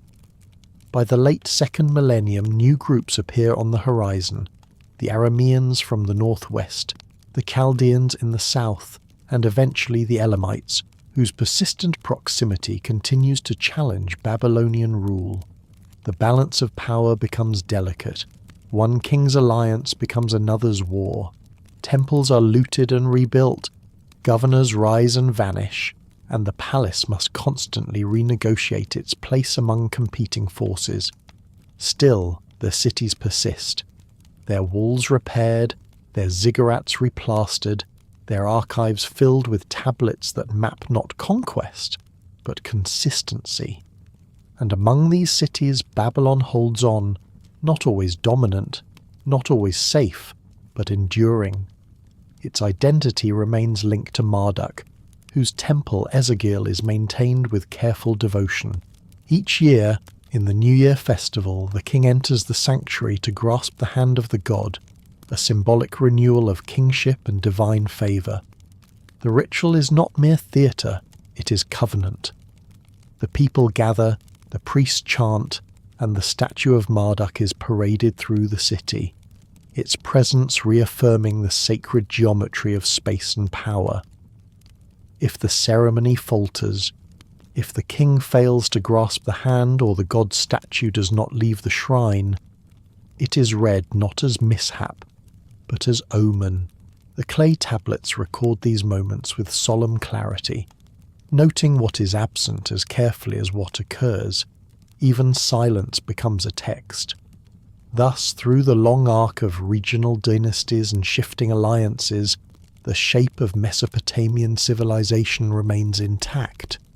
The language changes, the rulers come and go, but the structure, temples, scribes, laws, rituals, continues. It is not a history of constant rise and fall, but of subtle maintenance, of quiet recovery, of patient repetition. Like the rivers that sustain it, the culture flows around obstacles, splits and rejoins, sediments and renews. Even when one city wanes, another gathers strength. Even when a name is lost, its tablet may still speak. The gods remain. The clay endures. By the early first millennium BCE, the northern plains stir with renewed ambition, and the city of Ashur, long a regional presence along the Tigris, begins to assert itself in a manner that will redefine the trajectory of Mesopotamian history. From these foundations rises the Neo-Assyrian Empire, a state not content with memory or tradition alone, but driven by systematic expansion, military efficiency, and the architecture of fear. The kings of Assyria, beginning in earnest with Adad-nirari II around 911 BCE, embrace conquest as policy and projection. Their armies stretch across the Fertile Crescent, capturing cities, toppling rivals, and demanding tribute from Egypt to Elam. It is not merely empire, it is administration layered in intimidation, a central government that organizes not only territory but terror. In carved reliefs, kings stand above bound enemies. In annals, they list victories with clinical repetition. Yet beneath this brutal image lies a complex machinery. Roads, records, taxes, and temples. A civilization that blends iron with ink and policy with performance. The city of Nineveh, though not the oldest of Assyria's capitals, becomes its glittering crown under Sennacherib and his successors. Sennacherib rebuilds it on a grand scale, expanding its walls, diverting rivers, and constructing his palace, the so-called Palace Without Rival. Reliefs lining the palace corridors depict gardens, battles, tributes, and myths, each panel an assertion of order and control.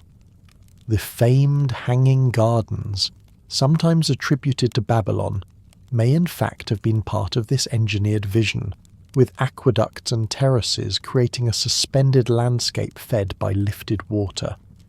If so, the garden was not just beauty. It was ideology, a visual claim that Assyria could command both nature and subject. Outside the palace, the scribble class flourishes under royal patronage. The Library of Ashurbanipal, amassed in the 7th century BCE, gathers thousands of clay tablets, including mythological epics, medical texts, rituals, omens, and scholarly works. Among them sits the Epic of Gilgamesh, preserved not as nostalgia, but as cultural inheritance, copied line by royal scribes, each stroke of the stylus binding past to present. Assyrian kings rule not only by decree but by presence.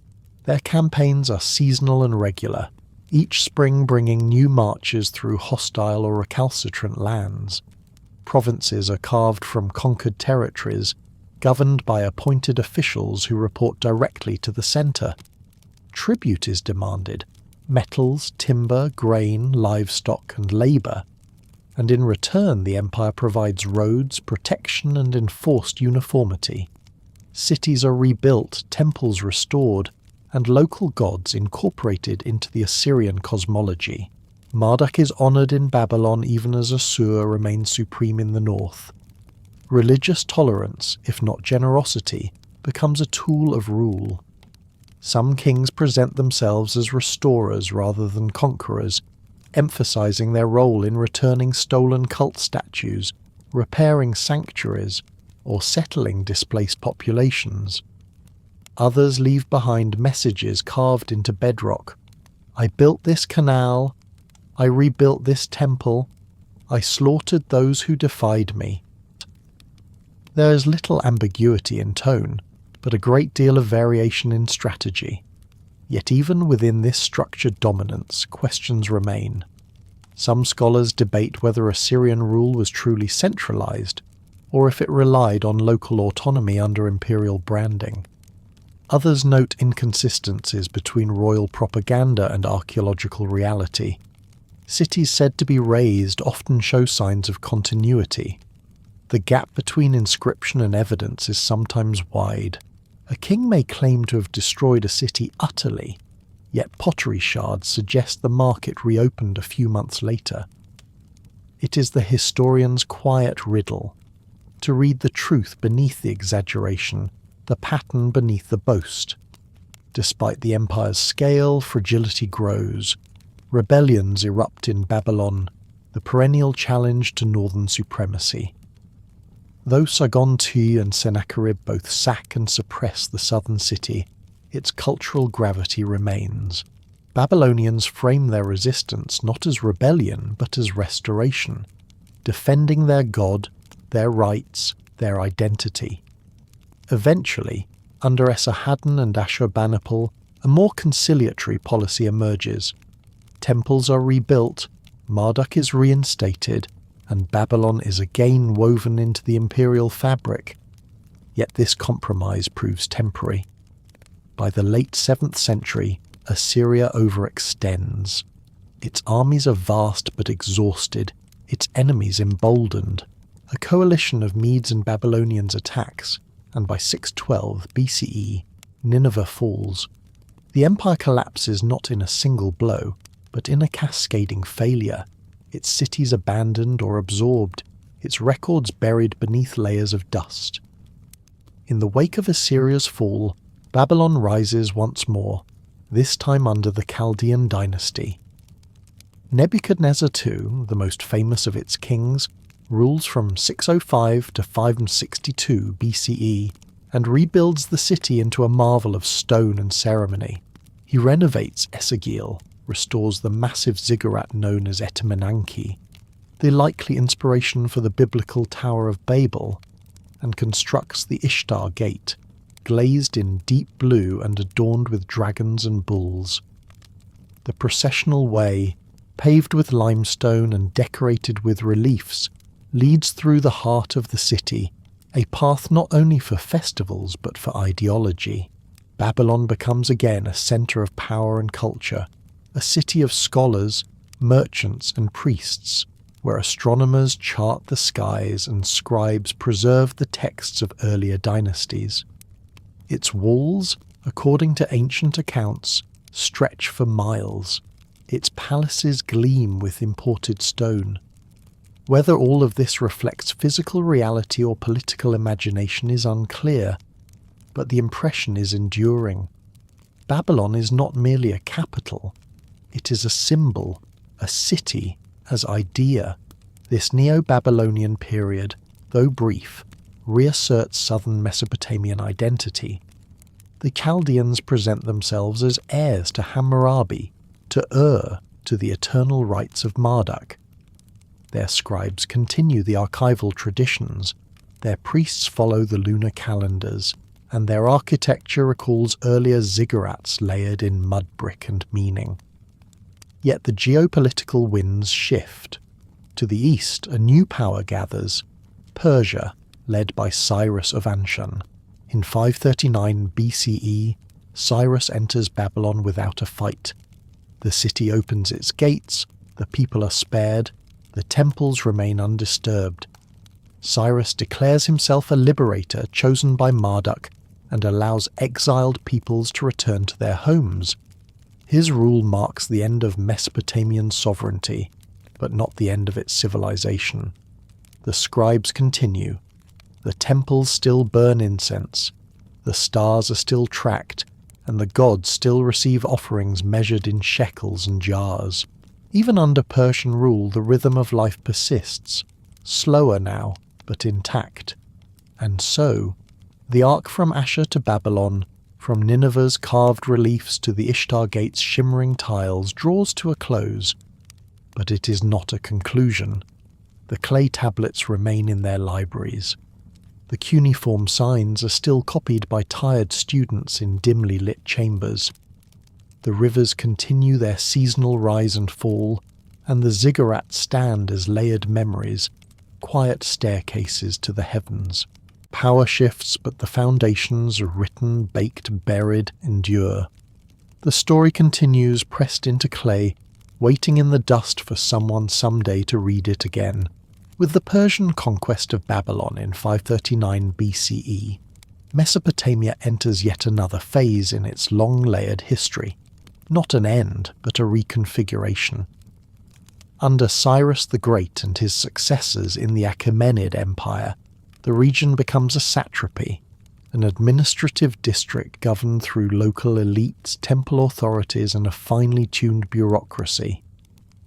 Yet Persian rule does not erase Mesopotamian traditions.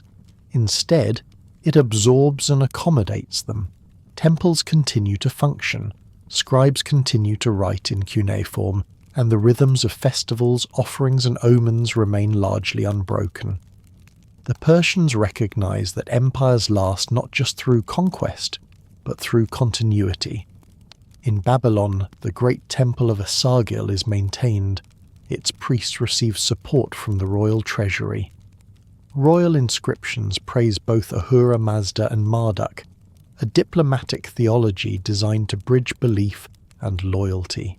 Though the language of administration gradually shifts toward Aramaic and later Greek, the cuneiform tablets continue to multiply, perhaps more slowly, perhaps more ceremonially, but still bearing the sharp, deliberate strokes of tradition.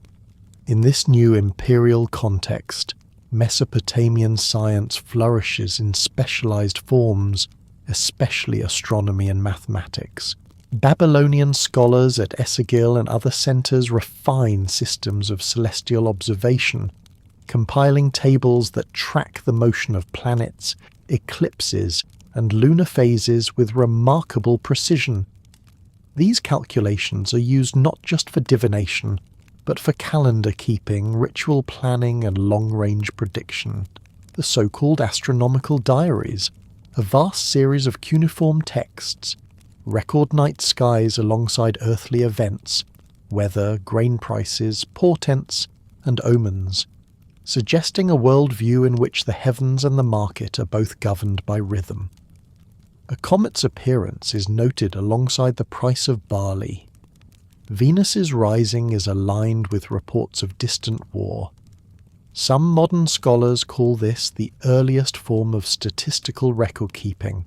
Others see in it a kind of cosmic bookkeeping, a belief that if enough signs are tracked, the gods might be understood, or at least anticipated. Mathematics, too, becomes increasingly abstract.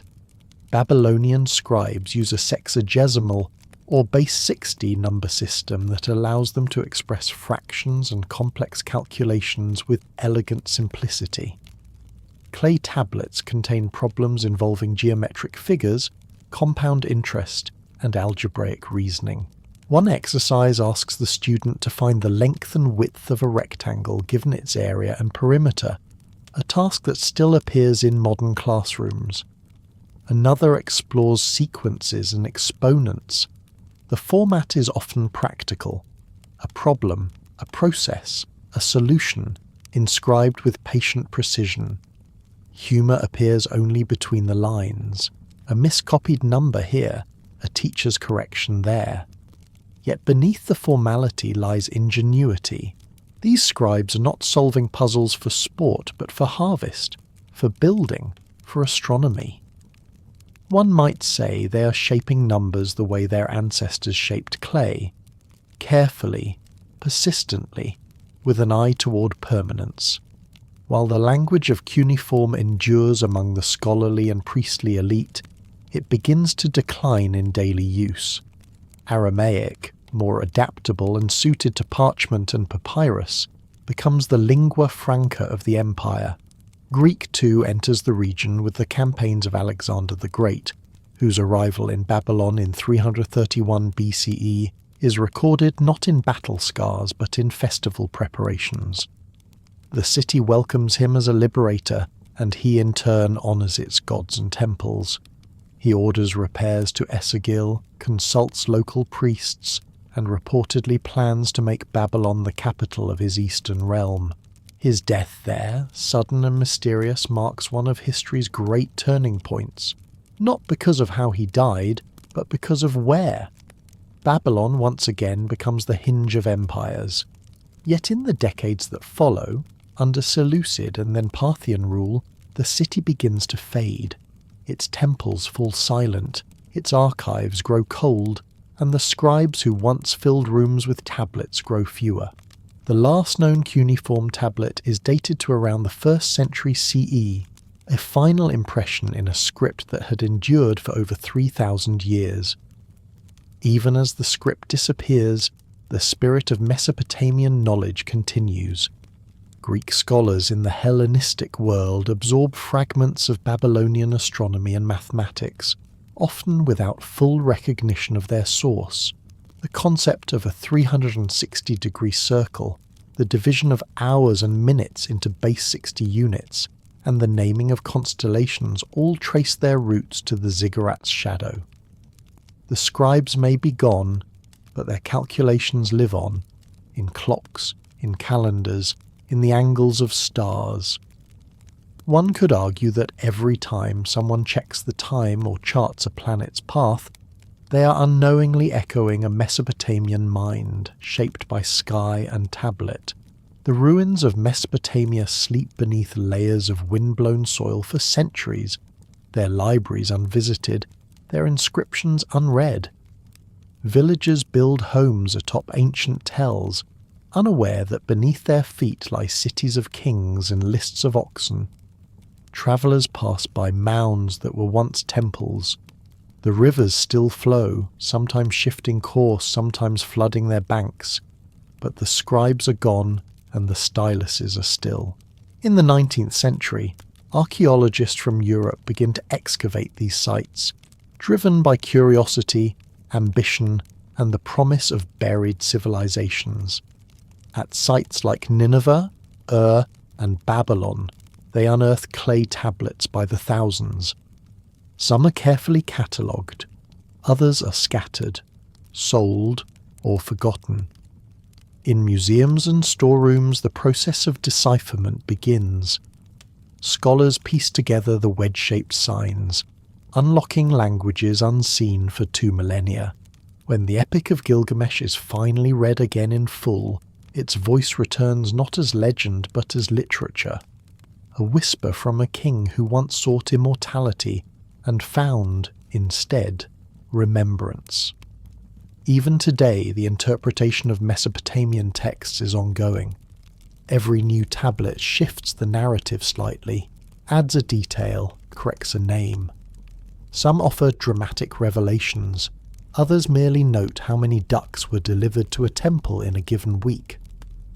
But all are part of the same continuum.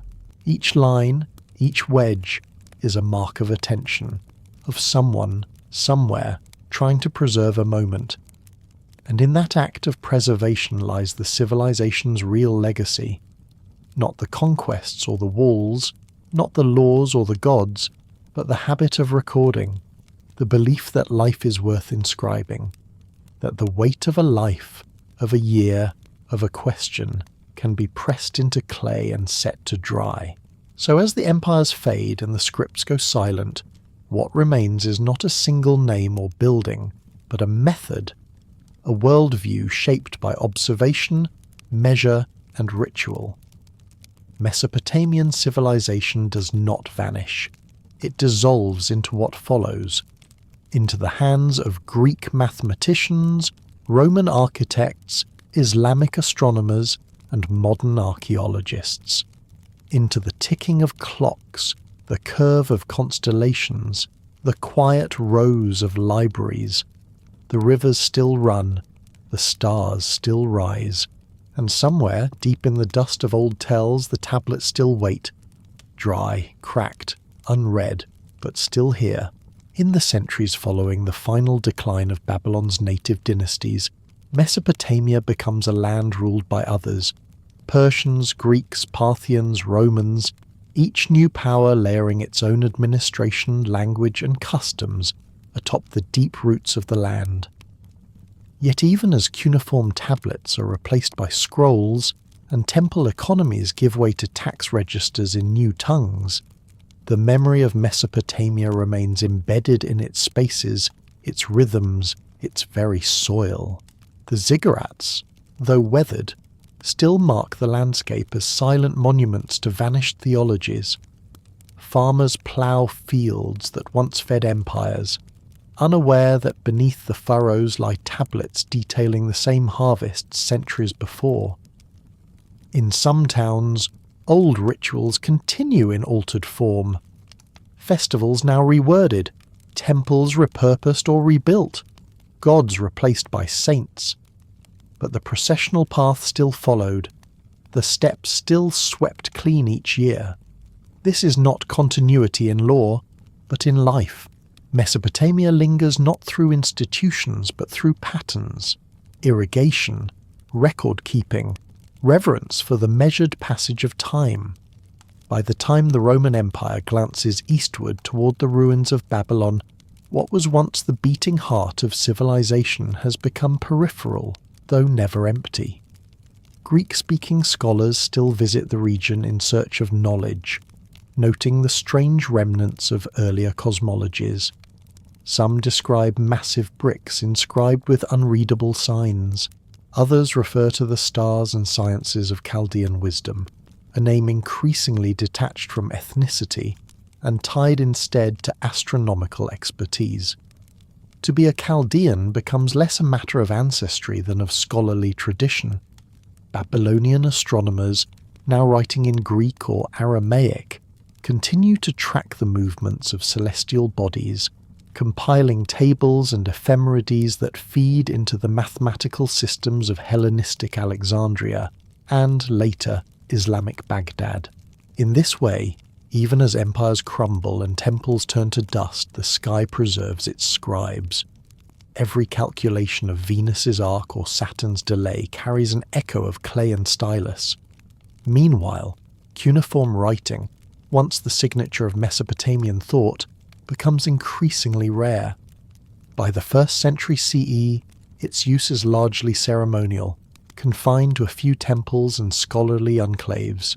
Most texts are now written on parchment or papyrus, in alphabetic scripts that travel more easily and require less training. The old system, with its hundreds of signs and rigid grammar, fades not with violence but with obsolescence.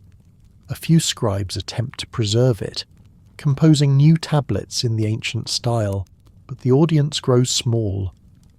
When the last known cuneiform text is written, perhaps a simple astronomical note, it likely goes unnoticed.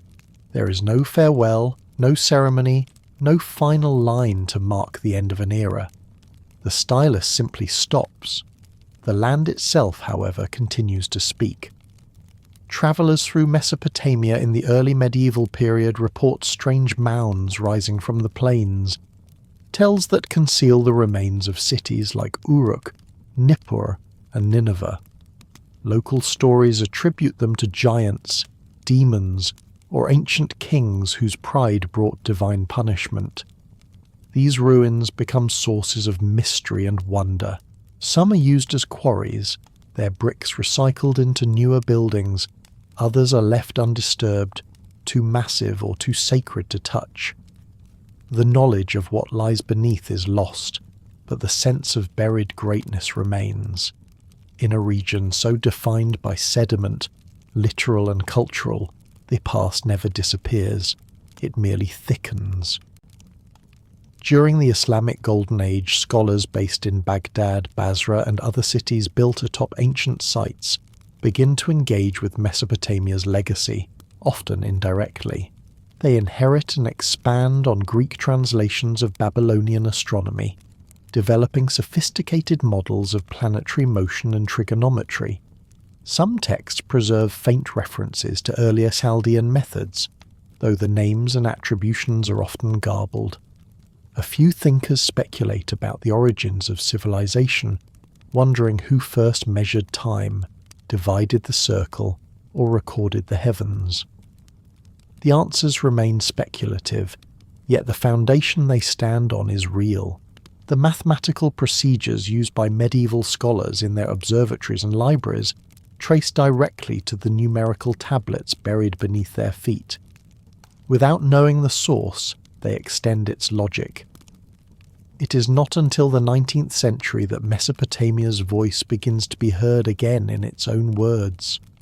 European travellers, antiquarians, and imperial agents arrive with curiosity and tools, digging into the ancient mounds in search of biblical cities and classical echoes. They remove sculptures, bricks, and tablets, often with little regard for context. Some are sent to museums in London, Paris, and Berlin. Others are lost to looters or left exposed to the elements. Among the most significant discoveries are the vast tablet collections of Ashurbanipal's library at Nineveh, containing thousands of cuneiform texts in Akkadian and Sumerian. When the scripts are finally deciphered, thanks to scholars comparing royal inscriptions in multiple languages, the ancient stories emerge again: the flood myths, the star charts, the contracts and proverbs, the voice of Gilgamesh once more calling out across the centuries. These deciphered texts reveal not just grandeur but humanity. We see scribes complaining about their studies, fathers arranging marriages, temple officials noting late payments, and astronomers worrying about cloud cover. We hear laughter in dry proverbs, discipline in school exercises, precision in measurements of shadow and angle. One letter from a king to a governor reads simply, "Why have you not sent the requested oxen? This is the third time I ask." The tone is familiar, timeless, almost weary. In such moments, the myth of distance collapses. The people of ancient Mesopotamia, though separated by language, dress and gods, begin to feel close. Today, the story of Mesopotamia continues not through empires or temples, but through the piecing together of its fragments. Archaeologists dig not for treasure, but for context. Historians cross-reference tablets, studying grain prices and labour rosters with the same care once given to kings. Linguists map the evolution of signs, tracing how a symbol for head became the verb to rule. Even in silence the materials speak. A broken tablet with 4 lines of text can shift an entire chronology. A single seal impression may connect 2 cities across time. Each discovery refines the map of memory. In this way, the civilization that began between 2 rivers still moves through our systems of thought. The calendar, the hour, the degrees of the circle, the arch of recorded history, they all bear the stamp of ancient Mesopotamia. Its influence is not shouted but embedded, like a reed pressed into clay and left to dry in the sun. The people are gone, the gods no longer worshipped, the ziggurats eroded, but the logic endures, in how we measure, in how we write, in how we remember. And so, even as the final scribes fall silent, the story continues, layered in sediment, whispered through ruins, and written once more in the hands of those who seek to read the world as they once did, carefully, attentively, and always with reverence for what lies beneath.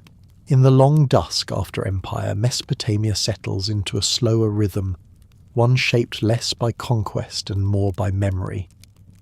Under successive waves of control, Seleucid, Parthian, Sasanian, the land becomes a province of larger worlds, its cities still inhabited but no longer sovereign, its temples quiet but not forgotten.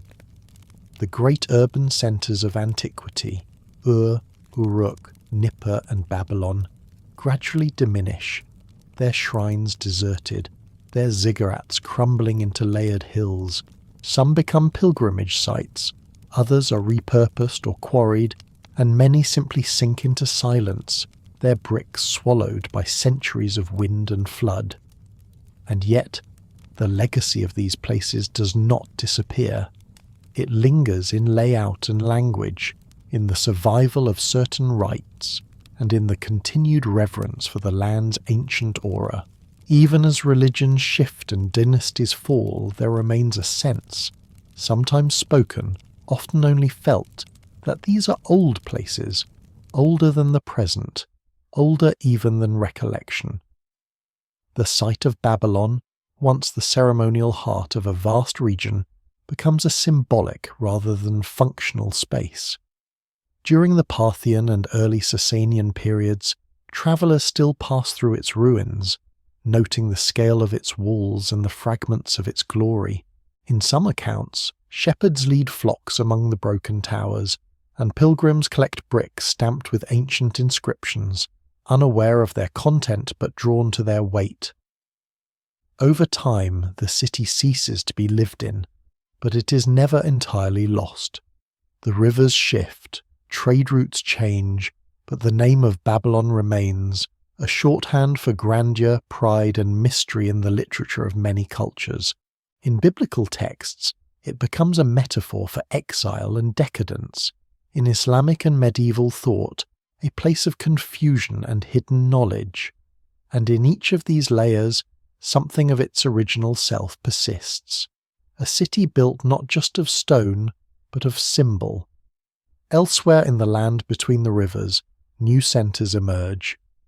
Ctesiphon on the Tigris becomes a capital for the Parthians, and later the Sasanians, its vast arch, the Tak Kasra, standing as a statement of imperial strength, Yet even as Ctesiphon grows, it draws on the traditions of the past. The architects build with mud brick and stone, the administrators rely on scribes and ledgers, and the calendar still turns on a lunar rhythm, first measured in temple observatories thousands of years earlier. The Sasanian kings present themselves as heirs to ancient legitimacy, framing their rule not as rupture but as revival.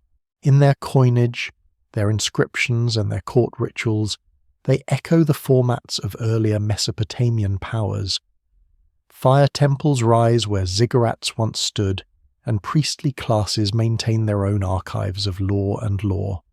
The vocabulary changes, the gods bear new names, but the framework, the solemn structuring of sacred and civic, remains surprisingly familiar. Meanwhile, knowledge continues to flow, often in ways invisible to those who carry it. The astronomical methods developed by Babylonian scholars are transmitted into Greek, Persian, and Arabic. Their systems of eclipse prediction, planetary motion, and calendar management influenced Ptolemy's models and later Islamic astronomers. The base 60 numerical system, ideal for angles and timekeeping, persists in hours, minutes, and degrees. Even the structure of horoscopes, divided by zodiac signs and planetary influence, owes its foundation to Babylonian innovations. These inheritances are not always acknowledged. The clay tablets lie buried, and few remember the names of those who scratched them. Yet the ideas they contain continue to guide ships, to mark seasons, and to lend shape to thought. Religious traditions too carry echoes. While the gods of Mesopotamia are no longer worshipped, elements of their cults are absorbed and transformed. Sacred trees, holy mountains, divine assemblies, and celestial judgments reappear in altered form across the ancient Near East and beyond. The motif of a flood sent by the gods as a test or punishment, first preserved in Sumerian and Akkadian myths, spreads through regional traditions and enters global scriptures. The practice of prayer at specific times, of temple processions, of sacred texts stored in inner sanctuaries, all these rituals reflect a heritage older than their current forms. The past moves forward not in straight lines, but in spirals, resurfacing again and again beneath different names.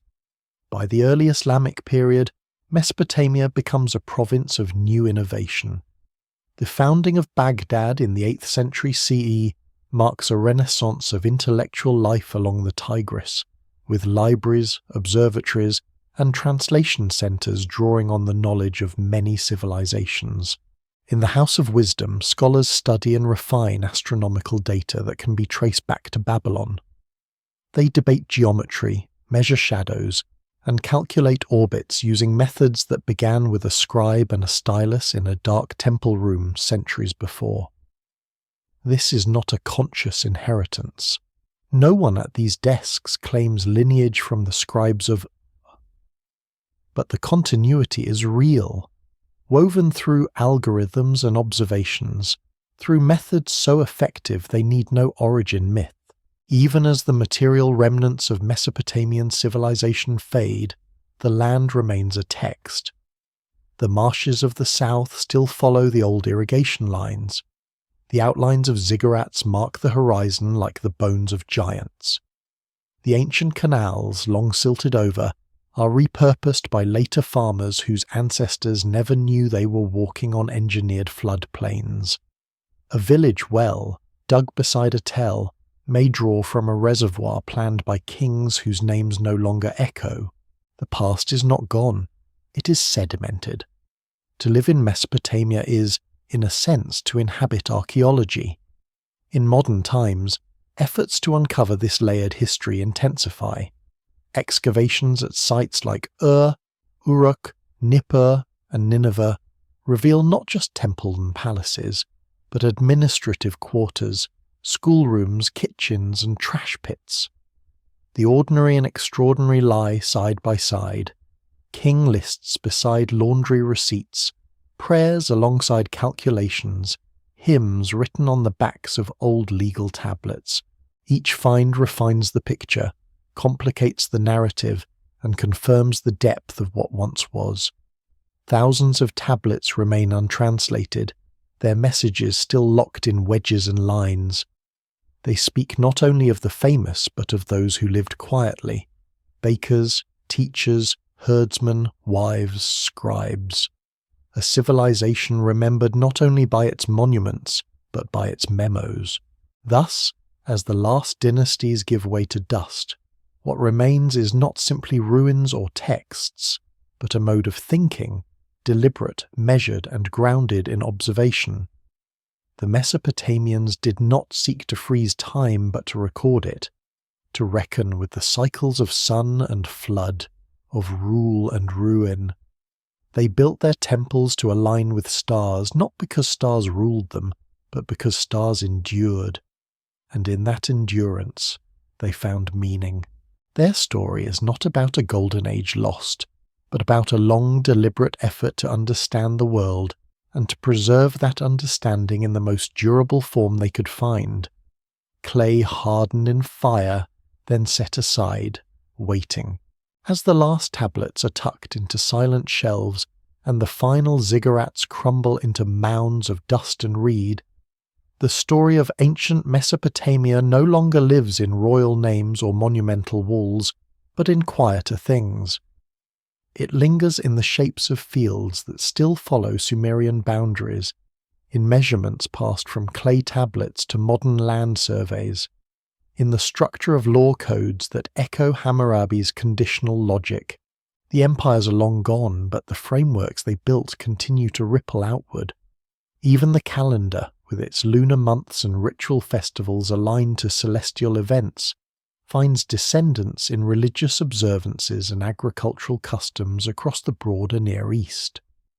Time itself, once calculated by Sumerian and Akkadian scribes in increments of 60, still ticks forward in their legacy. 60 seconds, 60 minutes, full circles traced in ancient divisions. The material culture may lie buried, but the intellectual structure remains etched invisibly into the modern world. In the late Ottoman period, European explorers begin to map and sketch the ruins more carefully, and a few local traditions start to speculate again about the meaning of these old hills. But it is only with the full flowering of archaeology in the 19th and 20th centuries that ancient Mesopotamia begins to speak with clarity again. The rediscovery of cuneiform, painstakingly deciphered by scholars comparing multilingual inscriptions, opens a window onto a civilization that had been silent for 2 millennia. Suddenly, the voices of kings, priests, merchants, farmers, and scribes return, not as ghosts but as writers. Their contracts, hymns, debates, lists, and letters are read aloud in classrooms and conferences. The Epic of Gilgamesh is translated into dozens of modern languages. Lamentations once whispered in temple courts are now set to modern musical scores. Administrative tablets, once handled by bureaucrats in dusty offices, become objects of fascination in museum displays. Their wedge-shaped signs, once familiar only to a priestly class, now appear on book covers, tattoos, and T-shirts. Cultural fragments repurposed for new purposes, yet still carrying the texture of antiquity. Yet for all this modern engagement, much remains unread. Vast collections of tablets, tens of thousands, are still housed in museum vaults and university storerooms, many never fully examined. Some are unbaked and crumbling, their surfaces flaking in quiet protest. Others are fragmentary, bearing only the edge of a seal or a sliver of text, their stories guessed at but not confirmed. Deciphering them requires time, knowledge, and care, a long collaboration between scholars, conservators, and translators who must treat each tablet not as an object, but as a sentence paused mid-breath. The task is slow, meticulous, and in many ways endless. Yet it mirrors the original intent of the scribes themselves, to preserve, to document, to wait. The tablets were never written to impress. They were written to endure. This endurance, perhaps more than any single name or achievement, defines Mesopotamian civilization. Unlike empires built on rapid conquest or charismatic rule, the Mesopotamian model thrived on repetition. Fields were measured seasonally. Taxes were levied predictably. Temples operated on daily schedules with rituals assigned to exact days, exact hours, performed by people whose roles were defined by generations of custom. The society was not static, but it was deliberate. Change came not as rupture but as adjustment, negotiated through records, omens, contracts and councils. Power shifted, but the scribal tradition remained, offering both continuity and critique. A clever scribe might commemorate a king's achievements on one tablet and record his failures on another, both surviving side by side in a temple archive, each bearing equal weight. This layered truth is what gives Mesopotamian history its depth. It is not a flat chronicle, but a palimpsest of voices, some proud, some tired, some quietly amused. And there is humour, though it hides between the lines. In school texts, scribes in training complain of hunger, boredom, or difficult teachers. In one proverb, a student is told, "Go to school or dig canals," a choice that feels surprisingly modern. In another, a farmer advises his son, "Trust the scribe, not the sheep." Even within the constraints of clay and formal structure, wit survives. It surfaces in a misaligned wedge, in a clever metaphor, in the juxtaposition of royal edict with a list of damaged tools. These are not merely artifacts, they are expressions, preserved with accidental intimacy. They remind us that while gods and kings have faded, the scribes, in their careful, consistent work, captured something more lasting. The texture of daily life, shaped by thought and tempered by time.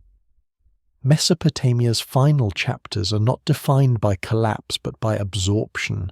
Its systems, legal, astronomical, economic, flow into other cultures, carried by scholars, traders, and priests.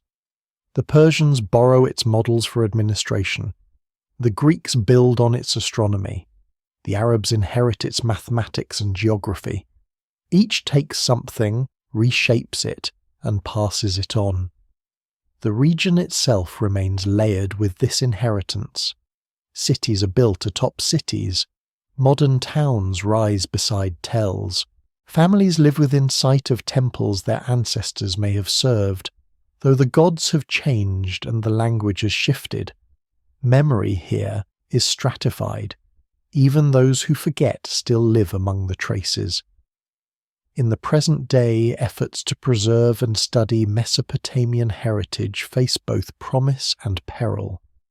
New technologies, digital imaging, 3D scanning, artificial intelligence, allow scholars to reconstruct broken tablets, read faded lines, and share texts across continents.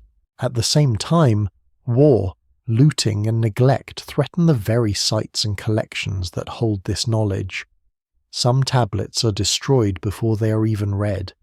Others are smuggled, sold, scattered. The effort to preserve Mesopotamia is thus no longer merely academic. It is urgent, ethical, and ongoing. It is a responsibility to voices that waited millennia to be heard. And still, in libraries and labs, in classrooms and quiet studies, the story unfolds. A scholar deciphers a new legal clause. A student reads a proverb aloud for the first time in 3,000 years. A tablet, long mislabeled, is recognized as part of a forgotten myth. Each moment is small but cumulative. Each is part of the same process the Mesopotamians knew well, building meaning slowly, intentionally, with care. Their civilization did not seek immortality through conquest. It sought it through continuity, through clay, through rhythm, and in that they succeeded. The rivers still flow. The stars still trace their ancient paths across the sky, and somewhere, beneath layers of earth and silence, more tablets wait, not because they were buried, but because they were planted, like seeds meant for seasons yet to come. Evening settles over the ancient plain, and the twin rivers glint softly beneath a sky strewn with stars. The ziggurats, worn and low, rise gently from the earth like forgotten thoughts. Around them lie the faded outlines of walls, courtyards, kilns and canals, places once filled with footfalls, voices and inked intentions. Now only the wind moves among them, brushing over reed beds and hollow chambers, carrying the cool hush of memory across the empty stones. In the quiet, it is not the kings or conquests that linger, but the quieter gestures, the press of a stylus into soft clay, the murmur of a priest reciting a hymn, the flicker of firelight against painted brick. The past here is not loud. It is layered, sedimented, resting in the curve of a bowl, in the angle of a stair, in the measured list of sheep recorded for temple offerings long spent. Night deepens. The stars above the old cities shine with the same clarity once charted by scribes watching from rooftops, eyes trained on Jupiter, Venus, the moon. Somewhere, a constellation completes its slow arc. The same pattern once drawn in cuneiform on a palm-sized tablet, stored carefully in a shelf now long turned to dust. The silence is not empty. It is full of shape, rhythm, form, a geometry of echoes. Time in Mesopotamia never ends. It folds, like a tablet closed, like a prayer paused, like a story set gently aside to be picked up again by later hands. The earth holds what the heart has forgotten. The clay remembers, and beneath that remembering, the world sleeps,